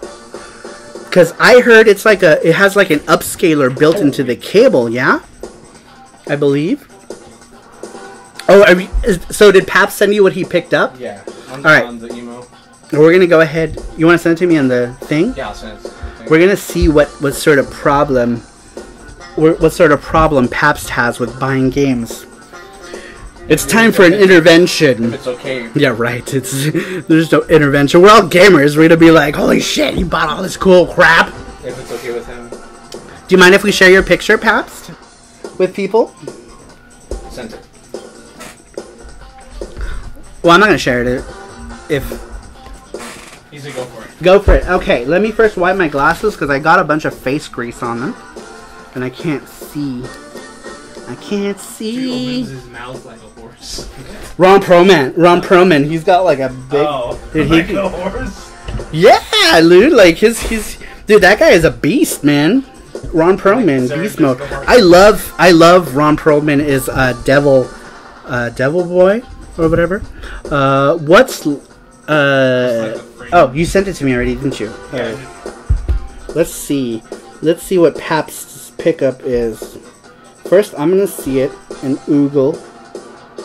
Jeez, heavy hitters. Right. Good lord. He's like, hey, here's all my, thousands of dollars of Neo Geo AS stuff, BFD. Dude, dope. Alright, so let's look here. We have Ninja Combat. We have, I can't see what that is. We have Fatal Fury 2. World Heroes 2, King of Fighters 97, Art of Fighting 1, I believe, Last Hope, Fighters History Dynamites, Puzzle de Pont, I love Puzzle de Pont, Strikers 1945 plus, beautiful, some Psycho here, and Sengoku Densho for the MVS. Ooh, I kind of want that on the MVS myself. What I draw? So when people donate, I draw something for them. When they donate like $10 or more, I draw whatever, either video game related art or anime related art, and usually humanoids. I don't draw like mecha or cars or crazy things that would take too long, but that's usually what I do. We haven't done any of those, and people haven't been requesting art. Obviously, Paps, I'll draw whatever you want. Just let me know what you want and I'll do it. Can you draw me with Yuki? Yeah, I can draw you with Yuki. Will you show it on the channel? Will it be channel art? Because if it will, I'll totally do it. I will totally do it, my friend. I got you. I got you. I got some random Japanese PC stuff. When the Mega SG broke my heart when I had the CD issue. Alright, sorry, Final Fight got super loud all of a sudden. I got some random Japanese PC stuff when the Mega SG broke my heart when I had the CD issue. The CD issue? Like a game that didn't work? He said, yeah, dude, it's for the review and the channel. Oh, when is that video happening? The FX Unit Yuki thing. FX Unit Yuki. Oh yeah, we have. There's some FX Unit Yuki stuff on the way to you also on Monday, Reggie. We were gonna send it out today, but we didn't get to them. We basically just got through some of the orders, most of our international stuff. Yeah, Reggie with Yuki, do it. Did you see that other artist? Who is the artist who drew the that painting of you, Reggie? And it's like, it was Reggie with like his favorite things, and so it was like Jill from Resident Evil, Little Ralph, and then FX Unit Yuki, which I thought was, when I saw that, I was like, and I guess, how did the artist come up with that? Was he just paying attention to like the things that you talked about most on your channel? Is that how he did it? I'm super curious, and now that we're I'm asking you now because now, you know, we're talking about it, and I never remember to ask you, but I always wonder when I see that video, how did this artist come up with that painting? I'm so curious. Oh, you just showed casual drawings, yes, casual drawings. Did you show them already? What? The FX Yuki for the Mega Drive. Oh yeah, Reggie, this is what one of these is going to you on Monday. Also, Ferguson said it's okay that Yuki for MD will not be sold later, right? Who said that? Oh, the Yuki for MD will not be sold later. So Josh Prod will still have copies, I believe. So you can get them from him. They just won't look like this. These are the Kickstarter ones. The Kickstarter people get this cover with this label. They both share the same manual, but if you kind of want to get an idea of what the Josh Prod cover looks like, it looks like this. But we will probably not produce any more of the Mega Drive version outside of the Kickstarter people, because these just the cart and case for MD Yuki cost $27. So it's, for us, we're such a small group, it's really expensive to produce. So we're only doing it for the Mega Drive, for the backers of the Kickstarter who are getting this version. But Josh Prod will have Mega Drive games, they just won't look like this. But the game itself is exactly the same. So, but I don't want you to lick my copy. It's my copy. But I don't want to lick my copy. I won't. I'll try not to. I can't guarantee it, but I will try. I will try. Alright, before we end this, we gotta get to... I'm sorry, Reggie was saying stuff too, wasn't he? Everyone's saying stuff. I was waiting for the Genesis version and the Dreamcast version so I could knock it all out. So the Dreamcast version is not coming until the week after next, I believe. So there was a bit of miscommunication between. So we were supposed to get the Dreamcast version first, is what we thought, because somebody went and asked Josh Prod, and Josh Prod said the 15th of March. That was actually for the Mega Drive version, but I think there was some communication issue there, and we ended up getting these first. And these were supposed to come after, but somehow these came first. So I think most people are cool with it. We switched around the dates for it. So that just means that we're going to send out the Dreamcast versions along with the art books. But we're not going to wait for a lot of people. They're going to get their games first, obviously, and then we'll just send out the art books when the Dreamcast games come out. Pab says, Genuine DNA, you can clone your own Sarumaru. So you can make a test tube baby Saru. Why won't Josh's copies look like that? Because they designed their own version of the game, and this is the design I made. So this is my design for the box, and their design is similar to what's in the manual because they both share the same manual. So the design is like this, but their cart design is the FX Unit Yuki, the East, the t-shirt that's on my in the description, the shop in the description, that's on the cartridge of the PAL one. And that was pretty much their decision on what to do.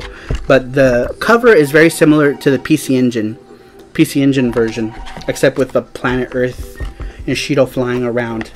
But Kickstarter people get this version and this version only. But we may make more in the future. It just depends on cost and money, and if we can sell enough to make more. Your design is king. You know what's funny? A lot of people like the other one better. So, like, one of our backers asked if they can get the PAL version. So I had Josh Prod send them. I was like, hey, I'll give you, can you send it to one of our backers? They want the PAL version. A lot of people like the PAL design. But the PAL design is basically just a PC Engine CD design, just with 2 less characters, and they're just moved around in different places. So, alright. So I am caught up with chat, with the exception of Last Resort. All of those Neo pickups are pretty light. Is Last Resort on the AES expensive? Is it a lot of money for the AES? I got me this version right here, Neo Geo CD, and this one was like $50. But I love the Neo Geo CD, man. It's one of my favorite consoles. One of my favorite consoles of all time. Man, why am I so burpy today? Perhaps spaceship dildo. Genuine DNA, spaceship dildo. I know, yeah, it looks like a big old dick ship. Here comes the dick ship. DJ, I'll send you what you can do possibly for art. Yeah, man, shoot me. You know where to get me. You know where to find me. Oh, Billy. Ooh, Billy. He says, Reggie. All right, let's get to last week's question. It's up. What's up? Oh my god, it's up. Oh shit! The video. Okay, we're gonna finish this quick. We're gonna end this stream. We're gonna go watch that video right now. So last week we asked, what did you enjoy from our PC Engine stream? What can we do to improve the channel? Somebody said, I enjoy the talking and close community feeling that I get from you and your regular visitors. Please don't change anything. Love what you are doing. No one left a name with that. Number 2, he said recounting memories. That's all that said. Number 3 comes from us from Keyboard Kitty Cat. She says, I really enjoyed that you switched things up from not only showing your game collection, but also showing your game FX Unit Yuki, your artwork, and talking about anime. You have an amazing collection, and just from watching, I can tell that you have a lot of love and passion for the PCE. If I would suggest an improvement, honestly, I wouldn't change anything, and I love it the way it is. Oh, thank you, Keyboard Kitty Cat Mew Mew Town. All right, check out that link to that video. That is Chris Tang's Strike Blazinger video. This next one comes from Colin. Colin says, just the wide selection of titles. Would have liked some in-game footage to do along with some of the games. That's hard to do live. That's really hard to do, like showing like games and footage. That's really hard to do. Randrick says, I pretty much liked everything. You guys varied the game we played to win stuff. That was cool. Keep up the good work, Saru and Jesse. Awesome. Thank you, Randrick. Next, number 6 says, I enjoyed hearing about obscure games. Reluctant Hero. We definitely talk about some weird stuff here. 7. What I liked about the community, some of the best people I've met online to improve on it. Wait, I read that right. I'm sorry. What I liked, the community, some of the best people I've met online improve on. It's perfect. DC Redaya. Dude, like I said, you guys are so full of so much positivity. I love you guys. Chris Tank says more anime titties. And then 9 says talking about the games. Daniel says everything. Daniel Scheibuck always with the one-word answers. Nothing, everything, sometimes. That's awesome. I know. like that. Speaking of Daniel Scheibuck, this week's winner for the game is Daniel Scheibuck. Daniel Scheibuck, you are our winner. Dude, Daniel Scheibuck is another guy who wins a bunch of our shit. Dude, he's won a bunch of our stuff already. But he's also an old follower, too. He's followed us since the Yuki days. Since Kickstarter. Helps us out a lot. Yeah, Kickstarter Yuki days. And he is like a pseudo-moderator on the Kickstarter for it. Not with actual moderator powers, but he's like the acting moderator of our Kickstarter for FX Unit Yuki, and it kind of just ended up being that way. Like he just jumped in and started like doing stuff, and so we let him we give him some treats for his hard work, and he is a winner. It's not fixed, but he just happened to win. A lot of repeat winners because my channel's not very big, so a lot of the regulars win more than once, and that's just the way it is. And let's see here, Billy Raid where? To GameSack's video? Oh, is that you guys came from Billy's channel? Oh, I didn't realize you were live, Billy. Billy's so funny. Like, check out Billy's live streams. He's a character. He makes me laugh. He sounds like my type of people. It's funny because I for the longest time I didn't catch his lives, and then I wouldn't go back and watch old ones because like I'm a shit like I just don't remember to do so. But then when I finally caught one, it was funny. Render says, "Oh, new GameSack episode is out." Yes, that's what Chris Tank posted. So we are gonna go ahead and end this stream, and everybody, let's go and watch Chris Tang's video on Strike Blazinger, which is his new game. Everybody go now! It's been up for 5 minutes. So I am going to go ahead and end this stream. Thank you everybody once again for showing up to our stream. It has been super great. This has been number 16. VGST 16. That's freaking crazy, right? Anyway, guys, thank you so very much. Oh, it's just a blurb? Oh, man. I was expecting... How big? Oh, like a preview thing? Like a trailer? Oh, okay. Alright, well, thanks everybody for stopping by. You guys are super awesome, and I will see you all next time. Bye-bye.